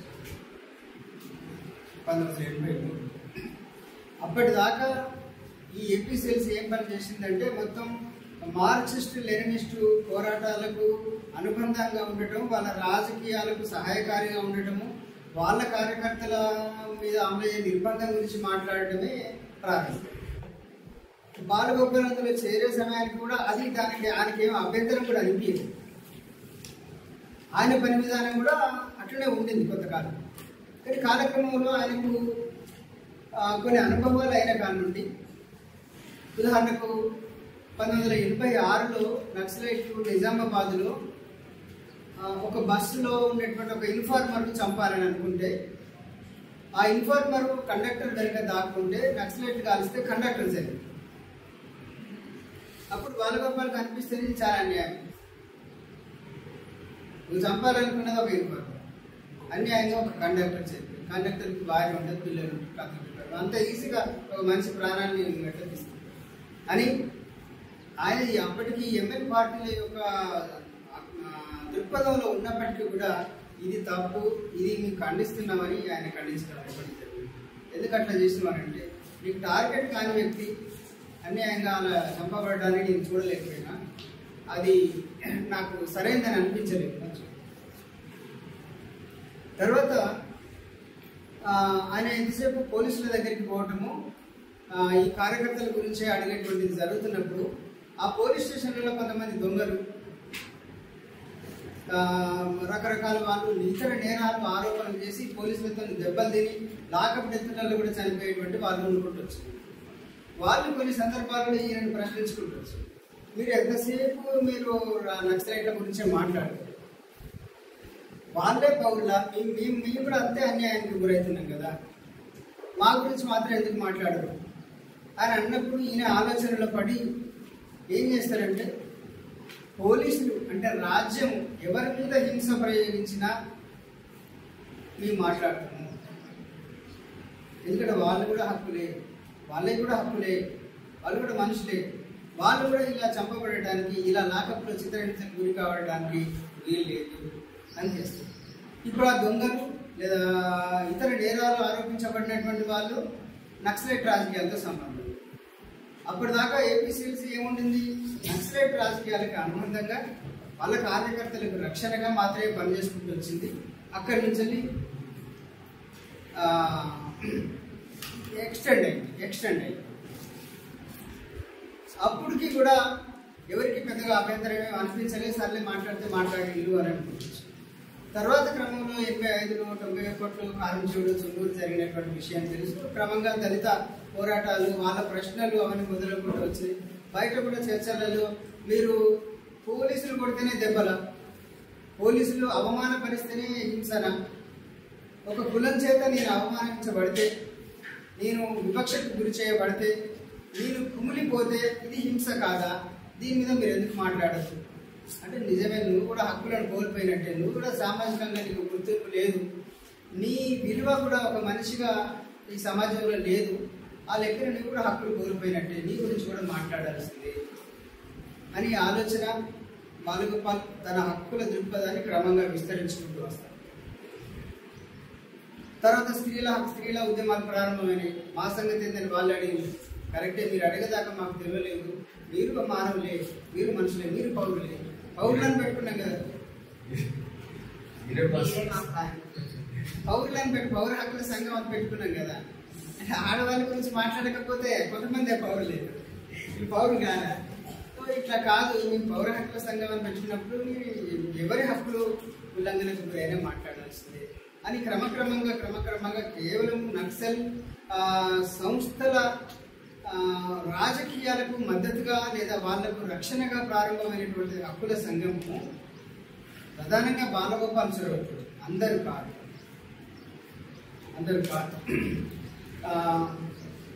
చొరవతోటి మెల్లమెల్లగా హక్కుల దాన్ని విస్తరించుకుంటూ వచ్చింది. అది చాలా పెద్ద చర్చకి దారి తీసుకుంటూ వచ్చింది. ఇట్లా ఇది విస్తరించుకున్న కొద్దీ కొంతమంది ఏంటంటే, మీరు ఇన్ని విషయాల మీద పనిచేయడం ఎందుకు, మీరు మహిళా సమస్యల గురించి మాట్లాడడం ఎందుకు, మీరు కుల సమస్య గురించి మాట్లాడడం ఎందుకు,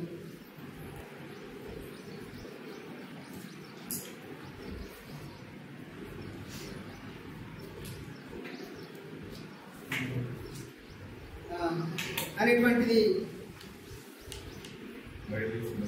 ఇవన్నీ మాట్లాడడం ఎందుకు, అవన్నిటికీ సంఘాలు ఉన్నాయి కదా, వాళ్ళు మాట్లాడుకుంటారు కదా. మీ ఫోకస్ అంతా రాజహింస మీద పెట్టండి. అంటే పోలీసులు, ప్రభుత్వము, ఇటువంటి వాళ్ళు చేసేటువంటి రాజ్యం అంటే మీకు నిర్వచనం తెలుసు రాజ్యం.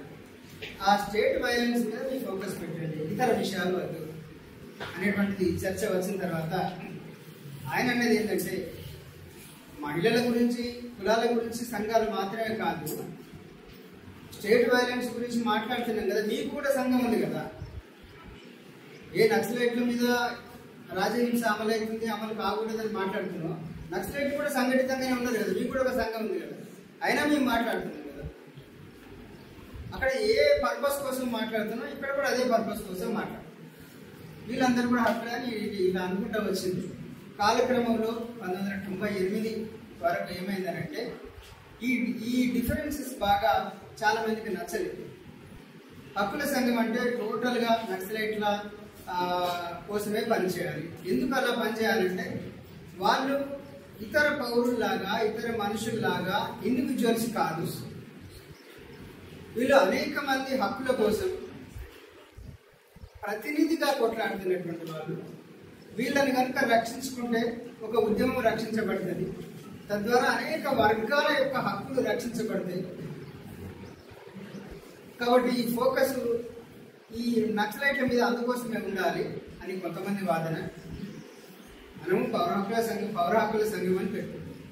ఇతర పౌరులు అడుగుతున్నారు, వాళ్ళ గురించి మాట్లాడకుండా మనం కొన్ని నక్సలైట్ పౌర హక్కుల సంఘం అని పెట్టుకుంటే వేరే విషయం. పౌర హక్కుల సంఘం అని పెట్టుకొని అది మాత్రమే అడుగుతా అంటే అది సరేది కాదు. దాని అర్థం అది మాట్లాడవద్దని అంటలేదు కదా, ఎప్పుడు అది ఉంటుంది, అది మాట్లాడితేనే ఉంటుంది తప్పనిసరిగా.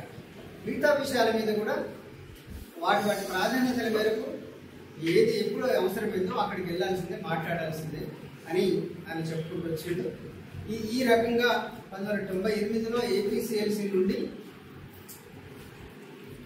హెచ్ఆర్ఎఫ్ హ్యూమన్ రైట్స్ ఫోరం అనేటువంటిది విడిపోవడం అనేటువంటిది జరిగింది. అంటే బాలగోపాల్ యొక్క సిద్ధాంతాలని మిగతా వాళ్ళు, మెజారిటీ సభ్యులు డిఫర్ అవుతారు. వాళ్ళు లేదు పాత పద్ధతిని పనిచేయాలని, వాళ్ళు లేదు హక్కుల అవగాహన విస్తరించుకొని పనిచేయాలని బాలగోపాల్. ఆ విధంగా 98 డిసెంబర్లో మానవ హక్కుల వేదిక ఏర్పడింది. హక్కుల అనేక పౌర హక్కుల సంఘాలు స్థాపించబడినాయి భారతదేశ వ్యాప్తంగా. పౌర హక్కుల సంఘాల స్థాపన వెనుక రాజకీయ ఉద్యమాలు ఉన్నాయి. ఒక్క ఏపీసీఎల్సీలో బాలగోపాల్ మాత్రమే కాకుండా, మనం ఇందాక అనుకున్నట్టుగా రవీంద్రనాథ్ ఠాగూర్ దగ్గర మొదలుకొని ఎవరైతే స్థాపింపజేసిందో వారు చెప్పిన మేరకే కాకుండా హక్కుల అవగాహనని, దృక్పథాన్ని విస్తరించుకుంటూ చాలా సంఘాలు పనిచేసుకుంటూ వచ్చినాయి. అది పియూసీఎల్లో జరిగింది, కొంతమేరకు ఏపీసీఎల్సీలో జరిగింది. చాలా సంఘాలు కూడా రాజకీయ ప్రోద్బలంతో ప్రారంభమైనప్పటికీ కూడా కేవలం రాజకీయ ప్రయోజనాలకి పరిమితం కాకుండా ఇతర అంశాలను కూడా టేకప్ చేసుకుంటూ వస్తున్నాయి. కానీ దాన్ని సిద్ధాంతీకరించి, అవును మానవ హక్కులో ఇది ఏదో సర్లే మీ గురించి కూడా అడుగుతాం ఆ పద్ధతిలో కాకుండా మానవ హక్కుల భావనలోకే ఇవన్నీ వస్తాయి. మానవ హక్కుల భావన కొంతమంది కోసం పనిచేయటం కాదు అనేటువంటిది ఒక తాత్వికరించినటువంటిది మనకు బాలగోపాల్ రచనలలోనే, హెచ్ఆర్ఎఫ్లోనే మనకు కనిపిస్తుంది.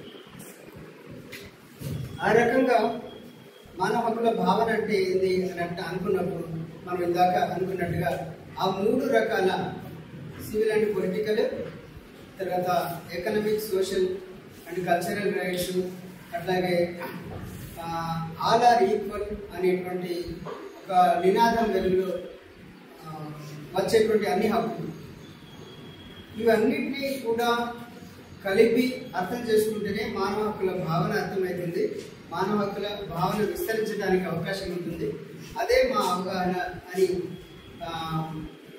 అదే సరైన మానవ హక్కుల అవగాహన, ఓన్లీ హెచ్ఆర్ఎఫ్ అవగాహన కాదు అని చర్చకు పెట్టి చాలామందిని కన్విన్స్ చేసినటువంటి వ్యక్తి బాలగోపాల్. దానికి సంబంధించిన చర్చ అంతా కూడా ఈ పుస్తకంలో మీరు చూడవచ్చు. కాబట్టి మానవ హక్కుల వేదిక ఏ అంశాల మీద పనిచేస్తుంది అని అంటే,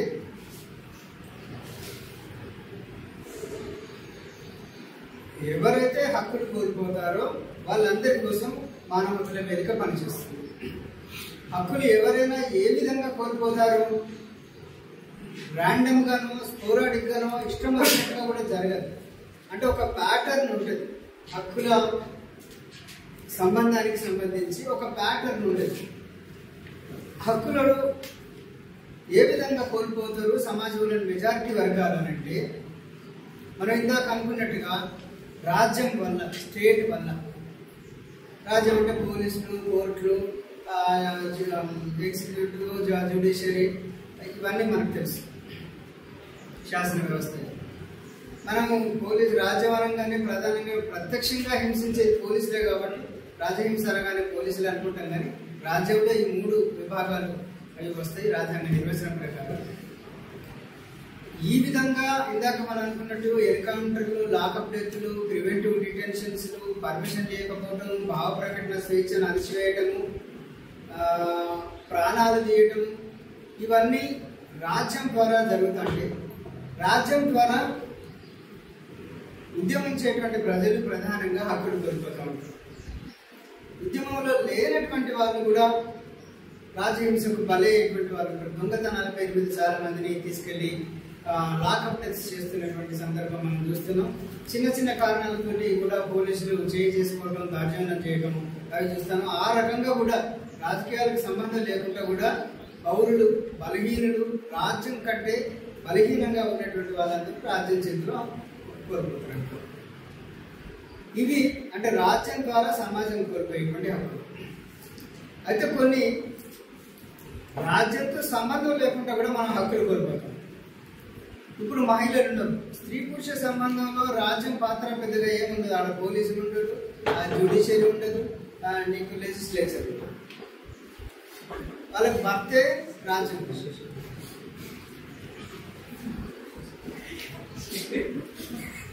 ఆడే స్టేట్ అన్ని అంటే అక్కడ భావ ప్రకటన సరిపోతుంది. మొత్తం మసలు మాట్లాడడానికి లేదు, నోరు మెదపడం లేదు, మాట్లాడతా నోరు మూసుకుంటే కదా. ఇక ఓసారి అనకుండా కూడా నోరు మూసుకొని ఉంటారు. ఎందుకంటే వాడు ఎట్లా నోరు మూసుకోమంటాడు, లేవా ఎందుకు వచ్చింది అంటారు. అలా ట్యూన్ అయిపోతుంది. ఇక భావ ప్రకటన స్వేచ్ఛ పోయింది, బయటికి టైం, బయటికి తిరిగేటువంటి స్వేచ్ఛ పోయింది. మగవాళ్ళు ఎక్కడికైనా తిరగవచ్చు, ఏ పనైనా చేయవచ్చు, ఆడలు లేదు. అటువంటి ఎన్ని హ్యాపీలైనా మనం చెప్పుకోవచ్చు. తక్కువ స్థాయి పనులు ఇంట్లో, తక్కువ స్థాయి పనులు మహిళలు చేయడం, మరి ఇవన్నీ వాళ్ళ హక్కులు కోల్పోయినట్టే కదా. అంటే ఒక రాజ్యం ద్వారా సివిల్ అండ్ పొలిటికల్ రైట్స్ మీరు అడిగిన దృష్టిలో అన్నగారు కదా, సివిల్ అండ్ పొలిటికల్ రైట్స్, పౌర రాజకీయ హక్కులు ఒక రాజ్యం ద్వారా కోల్పోయే హక్కుల గురించే మాట్లాడుతారు. మరి ఇప్పుడు మహిళలందరూ హక్కులు కోల్పోతున్నారు. మనం ఇందాక అనుకున్నాం, వాళ్ళ హక్కులు అట్లా కోల్పోవాల్సిందేనా? వాళ్ళ హక్కుల గురించి ఎవరైనా మాట్లాడవచ్చునా? మాట్లాడుతున్నా వద్దా? అంటే దాన్ని కూడా మన హక్కుల దృక్పథంలోకి తీసుకోవాలి కదా. తీసుకుంటాం. కుల సమస్య ఉంది, అంటరానితన సమస్య ఉంది, శూద్ర నిమ్న కులాలలో కూడా వివక్షకు సంబంధించిన సమస్య ఉంది. ఇవన్నీ ఉన్నాయి. వాళ్ళు కొంతమంది అడుగుతున్నారు, ఆర్గనైజ్ అయ్యి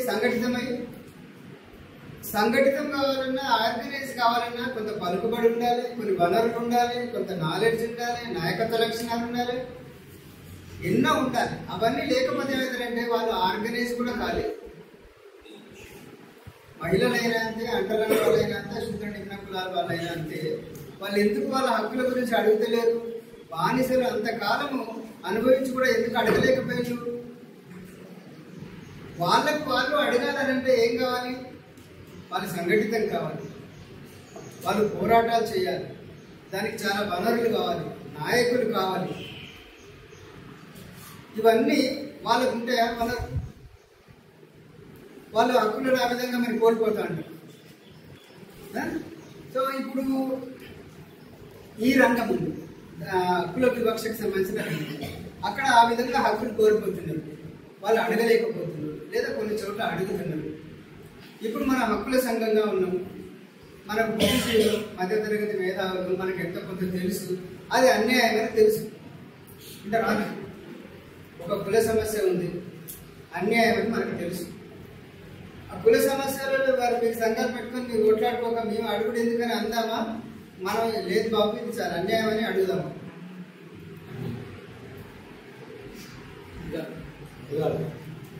అంటే కుల సమస్యలు కూడా మన హక్కుల దృక్పథంలోకి తీసుకోవాలని అంటారా? తీసుకోవాలి. ఎందుకంటే మీరు ఇంకొకటి చాలా మంది తెలియదు కాబట్టి చెప్తున్నా, పౌర హక్కుల సంఘము పనిచేస్తున్నటువంటి క్రమంలో 80ల ప్రారంభంలో 1986లో నేను ఇంటర్వ్యూ ఫస్ట్ ఇయర్లో చైర్మన్ అనుకోండి, మురళీధర్ రావు కమిషన్ అనేటువంటి ఒక కమిషన్, ఇంకా నాకంటే సీనియర్స్ తెలుసు, కమిషన్ నేపథ్యంలో ఎన్టీఆర్ బీసీలకు రిజర్వేషన్ పెంచింది. ఎవరికైనా తెలిసి ఉంటే తెలుసు. మండలి 86లో కనీసం ఎవరైనా చదివిన వాళ్ళకనే తెలుస్తుంది. అప్పుడు 86లో బీసీలకు రాష్ట్రంలోనే రిజర్వేషన్స్ పెంచింది, 44% ఎంత చేసింది. నాకు అట్లే సీట్ వచ్చింది, బయట లేదా నేను ఈజీగా. అయితే అప్పుడు మా దగ్గరికి మా క్లాసులకు వచ్చి ఏబీవీపీ వాళ్ళందరూ ఆ రిజర్వేషన్స్ కి వ్యతిరేకంగా మమ్మల్ని అందరినీ తీసుకుపోయి ర్యాలీ చేసి, అంటే అందులో నీళ్ళు రిజర్వేషన్ వచ్చింది. ఈసీసీలకు వెళ్ళి బైపీసీలకు పోయినా నాకైతే తెలియదు, క్లాసులు పోతే కొట్టడే కదా అని చెప్పేసి పోయి తిరిగి. నాకు తర్వాత అంటే ఈ విషయాలు అర్థం చేసుకున్న తర్వాత ఒక 7-8 ఏళ్ళకి నాకు అర్థమైంది. అయితే అప్పుడు ఏపీసీఎల్సీలో ఉన్న వాళ్ళు ఈ రిజర్వేషన్ల గురించి మనం ఏమైనా మాట్లాడాలన్నా వద్దా? ఒక ఏపీసీఎల్సే కాదు, కమ్యూనిస్టు పార్టీలు అనే తలలు బద్దలు కొట్టుకున్నాయి. రిజర్వేషన్స్ ని సమర్థించాలన్నా సమర్థించవద్దా? రిజర్వేషన్స్ సమర్థిస్తే ఏమవుతుంది? మనకు పీడిత వర్గం ఉంటారు, శ్రామిక వర్గం ఉంటారు, అందులో అన్ని కులాల వాళ్ళు ఉంటారు. మనం రిజర్వేషన్ సమర్థిస్తే కొన్ని కులాలని సమర్థించినట్లయితే మిగతా వాళ్ళు మనకు దూరం అవుతారు అని కమ్యూనిస్టు పార్టీలు తలలు బద్దలు. హక్కుల సంఘాలలో ఉన్నటువంటి వాళ్ళు చాలా మంది కూడా మీమాంసలో పడ్డారు. కానీ బాలగోపాల్ 1986లో మీరు చూడండి, ఆ డేట్ లైన్ తోటి ఆ రిజర్వేషన్స్ సమర్థిస్తూ మొట్టమొదటి వ్యాసం రాసినటువంటి వ్యక్తి బాలగోపాల్. 1986లో ఆ రిజర్వేషన్స్ ఉండాల్సిందే, న్యాయమే. అప్పటి వరకు రిజర్వేషన్స్ కూడా మేధావులు సమర్థించే సాంప్రదాయమే లేదు. 90ల కాడికి వచ్చేసరికి చాలా మంది పూర్వగ్రామం సమర్థించింది, ఐలయ్య చాలా మంది వచ్చేసింది. అంటే వాళ్ళందరికీ అంతకుముందు కూడా మనసులో ఈ వర్గానికి చెందినటువంటి వాళ్ళు దీన్ని సమర్థించాలనుకున్నా వాళ్ళు బయటికి కూడా రాలేదు. కానీ ఈయన ఆ వర్గానికి చెందకపోయినా కూడా రిజర్వేషన్స్ న్యాయమే అని అప్పటికి ఏపీసీఎల్సీ అనే సంఘంలో ఆ చర్చలకు మీమాంసలకు అందరం కలిసి ఒక నిర్ణయం చేసినాం. కానీ మాట్లాడదు, ఇవన్నీ పక్కకు పెట్టి అది న్యాయమే, మాట్లాడాల్సిందే అని మాట్లాడాల్సి. అప్పుడు రిజర్వేషన్స్ ను మనం సమర్థిస్తూ ఇది న్యాయమే అని మాట్లాడన్నా వద్దా అన్న? అంటే బలహీన వర్గాలు తరతరాలుగా హక్కులు కోల్పోతున్నారు, ఇప్పుడు ఒక అవకాశం వచ్చింది, దాన్ని ఎందుకు అడ్డుకుంటారని మనం మాట్లాడలేదు. అంటే అది హక్కుల దృక్పథంలోకి రావాలి కదా. ఆ విధంగా వచ్చింది, మహిళలు వచ్చింది, స్త్రీలు వచ్చింది. తెలంగాణ ఆంధ్ర కొట్ల ఇది ఘర్షణ జరుగుతున్నది. తెలంగాణ ఆంధ్ర ఘర్షణ జరుగుతుంది తెలంగాణ సాధన పోరాటాల కంటే ముందు. అప్పుడు చాలా మంది తెలంగాణ రాజకీయ నాయకులు ఏం మాట్లాడుతున్నారు, ఆంధ్ర వాళ్ళు పెద్ద దోపిడీదారులు, పెద్ద అసలు వాళ్ళ వల్లనే మొత్తం ఈ సమాజం అంతా ఇట్లుందే. అందులో ఎంత న్యాయం ఉంది, ఎంత అన్యాయం. అంటే అయితే తెలంగాణలో ఉన్న వాళ్ళందరూ తెలంగాణ కోసం మాట్లాడడం, ఆంధ్ర వాళ్ళు ఉన్న వాళ్ళందరూ తెలంగాణను వ్యతిరేకించారు. ఈ వైఖరి తీసుకోవాలా, లేకపోతే నిజంగా ప్రాంతీయ పరంగా ఏమన్నా అన్యాయం జరిగిందా? ఒక ప్రాంతంలో బలహీన వెనుకబడినటువంటి ప్రాంతంలో ఉన్న ప్రజల హక్కులు కోల్పోయిలా, ఎక్కడ కోల్పోయిందో ఆ విషయంలో న్యాయం జరగాలి అని తెలంగాణలోనే కాదు ఏపీకి కూడా వెళ్ళి ఇంకా మీరు అధికంగా వాడుకున్నారు, ఆ ప్రాంతానికి చెందాల్సినటువంటి ఆ వనరులను మీరు వాడుకున్నారు, అది తప్పు. దానివల్ల వాళ్ళు అడుగుతున్నారు. మీరు ఇప్పటికైనా కూడా రాష్ట్రం సాధింపబడడం తర్వాత, కానీ మీరు ఏదైతే వాళ్ళ హక్కులను ఓవర్ యూజ్ అయితే చేసిందో, కబ్జాకు పెట్టిందో, అది అన్యాయం అని ఒప్పుకోండి. కనీసం మీరు పద్ధతిగా ఉంటారు అని చెప్పాలి కదా. అంటే అది కూడా ఒక ప్రాంతీయ వివక్ష. అంటే అప్పుడు జలవనరుల దోపిడీ ఏ విధంగా జరుగుతున్నది, ఇవన్నీ అవతల రాష్ట్రానికి ఎట్లా పోయింది, అవన్నీ కూడా అధ్యయనం చేసి ఒక ప్రాంతం వెనుకబడి ఉండటం వల్ల కూడా అభివృద్ధి చెందిన ప్రాంతం చేతిలో హక్కులు కోల్పోయినప్పుడు ఈ ప్రాంతం హక్కులు కోల్పోతున్నది అని మాట్లాడాలి. అది మనం మాట్లాడవచ్చు కదా. మీరు మాట్లాడుకోండి అంటే అది ఎందుకనాలి? మనం వీళ్ళు కూడా మనుషులే కదా. ఆ రకంగా కూడా మనిషి హక్కు కోల్పోతున్నారు కదా. ఒక మనిషి కేవలం రాజ్యం ద్వారానే హక్కు కోల్పోవటం లేదు. ఒక మనిషి కార్మికుడిగా ఉండటం వల్ల కూడా హక్కులు కోల్పోతున్నాడు. ఒక మనిషి పాలేరుగా ఉండటం వల్ల కూడా హక్కులు కోల్పోతున్నాడు. ఒక మనిషి స్త్రీగా ఉండటం వల్ల కూడా హక్కులు కోల్పోతున్నాడు. అంటే ఒకే మనిషి మీద ఏదో ఒక రంగమే కాదు దాడి చేస్తున్నాడు. ఒక పాలేరు రాజ్యం కింద పౌరుడైతాడు, ఒక భూస్వామి కింద శ్రమదోపిడికి గురయ్యేటువంటి వ్యక్తి అయితే ఆ పాలేరు భార్య మీద వీళ్ళు ముగ్గురు ఉంటారు.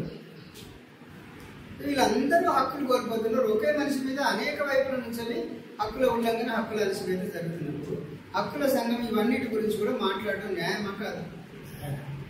కాబట్టి ఆ హెచ్ఆర్ఎఫ్ అనేటువంటిది బాలగోపాల్ చొరవతోటి హక్కుల దృక్పథాన్ని విస్తరించుకుంటూ వచ్చింది.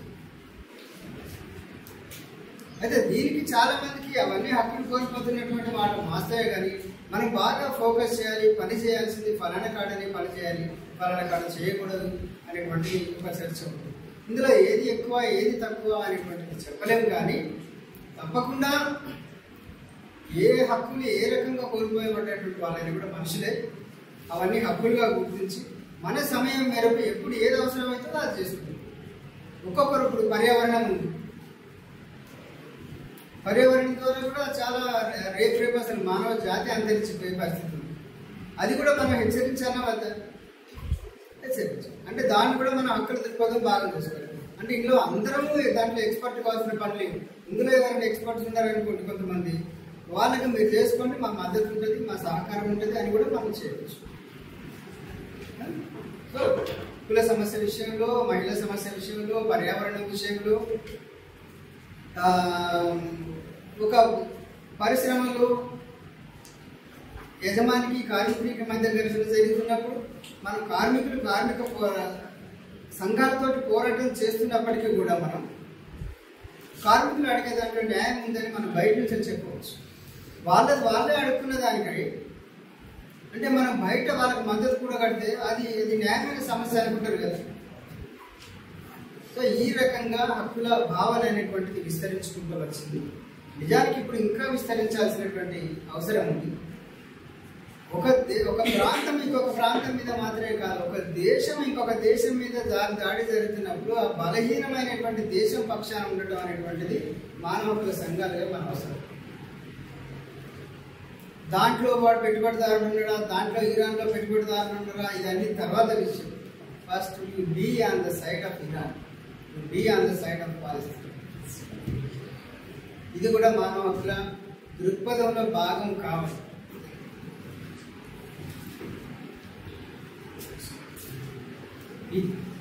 ఇది మానవ హక్కుల దృక్పథం. ఈ విధంగా అన్నింటిని తీసుకుంటూ వస్తాను. అంటే ఒకే సపోజ్ మీరు అన్నారు సిఎల్స్, స్టేట్ వైలెన్స్ మీద మాత్రమే పనిచేస్తాం, తప్పేం లేదు, పని చేయండి. అది దాని స్కోప్ వాళ్ళు అంతవరకే పెట్టుకున్నారు. దాంట్లో మేము ఎక్కువ పని చేయగలుగుతామో అంత చిన్న స్కోప్ పెట్టుకోవడం వల్ల అని వాళ్ళు అనుకుంటున్నారు. లెట్దే కానీ మనం పౌర హక్కులు అని పెట్టుకున్నప్పుడు అందరూ పౌరులే కదా అన్న దానికి ఏం సమాధానం చెప్తారు?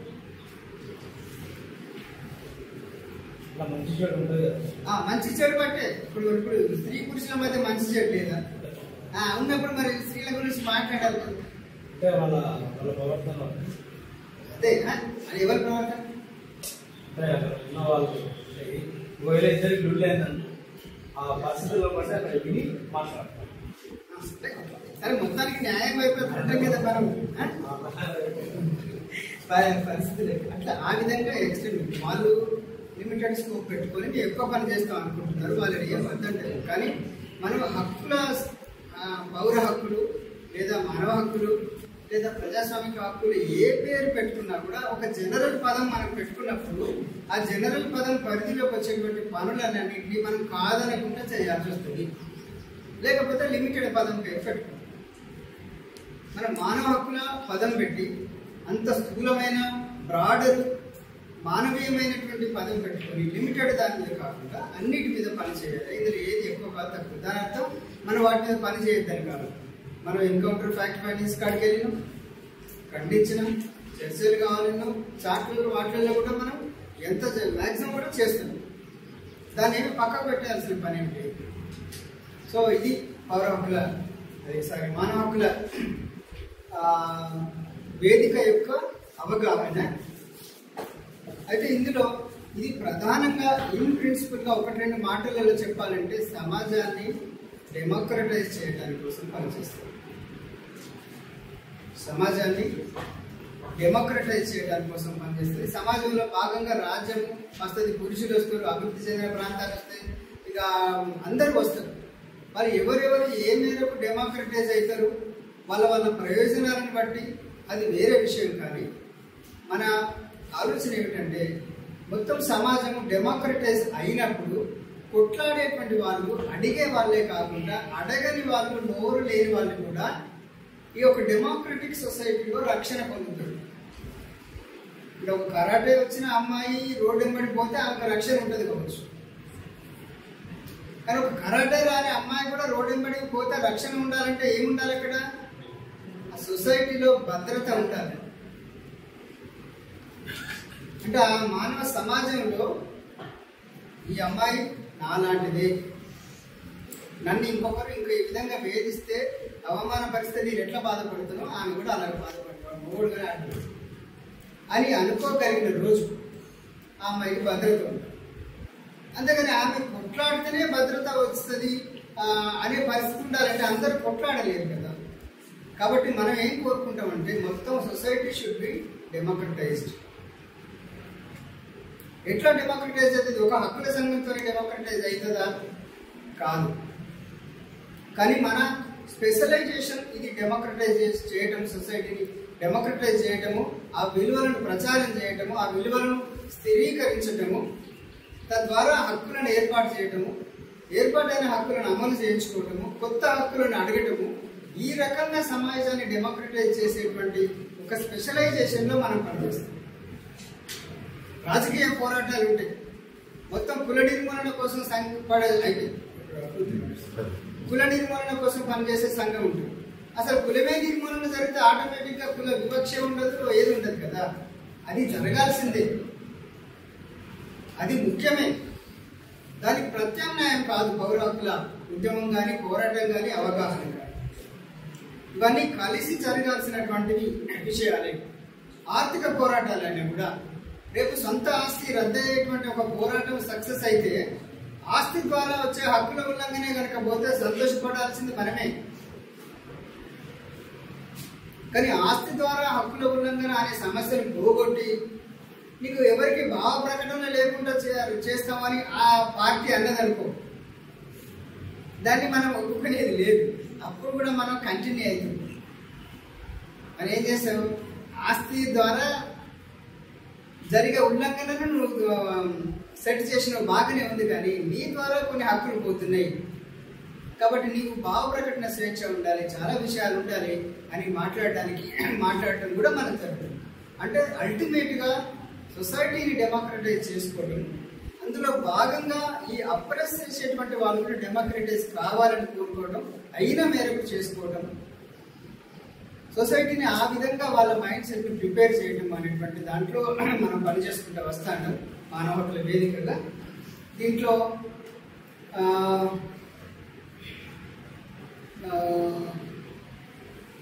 మనం ఈ ప్రాసెస్లో మనం ఈ రాజకీయ ఉద్యమాలని, సామాజిక ఉద్యమాలని అన్నింటినీ కూడా వాటికి మన హక్కుల కోణానికి, హక్కుల పరిధిలోకి వచ్చిన అన్ని విషయాలలో కూడా వాళ్ళలో ఉండేటువంటి మంచిని తీసుకుంటాం, ప్రచారం చేస్తాం. వాళ్ళు న్యాయంగా అడుగుతున్నారు, రైతులు గిట్టుబాటు ధర అడుగుతున్నారు. గిట్టుబాటు ధర ఇస్తే తప్పైందే, వాళ్ళు లాస్లో పోతున్నారు, ఆత్మహత్యలు చేసుకుంటున్నారు అనేది అడుగుతాం.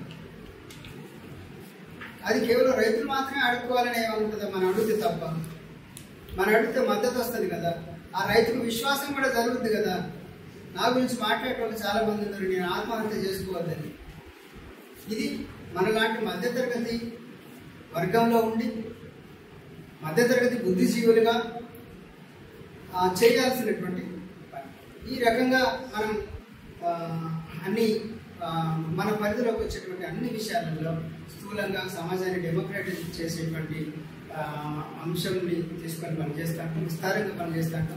ఏది ఎక్కువ కాదు, ఏది తక్కువ కాదు, ప్రాధాన్యతను బట్టి అన్నీ చేసుకుంటూ వస్తాను. మేము ఈ క్లాస్ పెట్టేటువంటి ఉద్దేశం కూడా ఇలాంటి వాళ్ళందరూ అందరూ బుద్ధిజీవులే, అందరూ ఏదో రకంగా ఎక్కడో ఒక దగ్గర పనిచేస్తున్నటువంటి వాళ్ళే. మా అవగాహన నచ్చినట్టే ఏమంటే, దీంట్లో ఎవరు ఏ రంగానికి సంబంధించి ఇన్ని రంగాలు మనం అనుకున్నాము, వీటిలో మీరు దీనికి ఒక్కదాని మీదనే పని చేస్తా, నో ప్రాబ్లం, దాని మీద నువ్వు స్పెషలైజేషన్ చేయి, మాకు కూడా ఇంకా అదనంగా ఎక్కువ ఇన్పుట్స్ మనం చాలా పని చేయాలి, అన్నీ చేయాలి దీంట్లో అనేది ఏమి లేదు.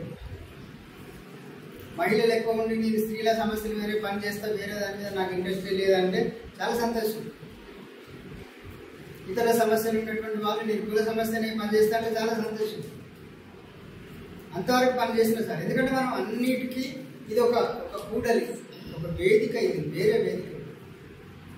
కాబట్టి సమాజం ఏ రకంగా అన్యాయానికి గురవుతుందో, ఏ రకంగా హక్కులకు ఉల్లంఘనకు గురవుతుందో, ఆయా రంగాలలో నుండి వచ్చినటువంటి బాధిత వర్గానికి చెందినటువంటి ప్రజలుగా, వాళ్ళ పిల్లలుగా కొంత బాధ్యతతోటి తీసుకొని మనం చేయదలుచుకుంటే ఆ కుల సంఘంలోనే పనిచేయాలని ఏం లేదు. హెచ్ఆర్ఎఫ్లో ఉండి హ్యాపీగా మాట్లాడవచ్చు, అదే విషయం. అది డెమోక్రటిక్ విషయం అయి ఉన్నది. నువ్వు ఎస్సీ వర్గీకరణ వచ్చినప్పుడు వర్గీకరణను అడ్డుకుంటా అంటే నువ్వు వర్గీకరణను సపోర్ట్ చేయాలి, ఎందుకంటే అక్కడ అదే న్యాయం. రేపు ఎంఆర్పిఎస్లో రేపు ఇంకో వర్గం ఉంది, ఆ బి కేటగిరీలో ఉన్నటువంటి వాళ్ళు, 2 కేటగిరీలో ఉన్నటువంటి వాళ్ళు, మాదిగలు మా హక్కులను లాగేసుకుంటాను, వాళ్ళే మొత్తం షేర్ తీసుకుంటానని వాళ్ళు ఒక సంఘం పెట్టుకుంటారనుకో, అప్పుడు మాదిగలు సపోర్ట్ చేస్తున్నారో చేయరో తెలియదు, కానీ మనం సపోర్ట్ చేస్తాం. అది మానవ హక్కుల వేదిక యొక్క స్కోప్. ఈ విధంగా మా అవగాహన, ఆచరణలు మీరు చూస్తున్నారు, మా బులెటిన్స్ వస్తున్నాయి, ఈ పుస్తకం తప్పకుండా చదవండి. మా అవగాహన ప్రణాళిక కూడా ఉంది. మాతో మీరు అసోసియేట్ అయ్యి సంస్థలో చేరి సమాజానికి ఉపయోగపడాలనేటువంటి మీ కోరిక మేరకు ఇక్కడికి వచ్చి మీరు కూర్చున్నారు. దాన్ని సంస్థ ద్వారా కనుక నెరవేరిస్తే మనందరి బలం పెరుగుతుందని ఆశిస్తూ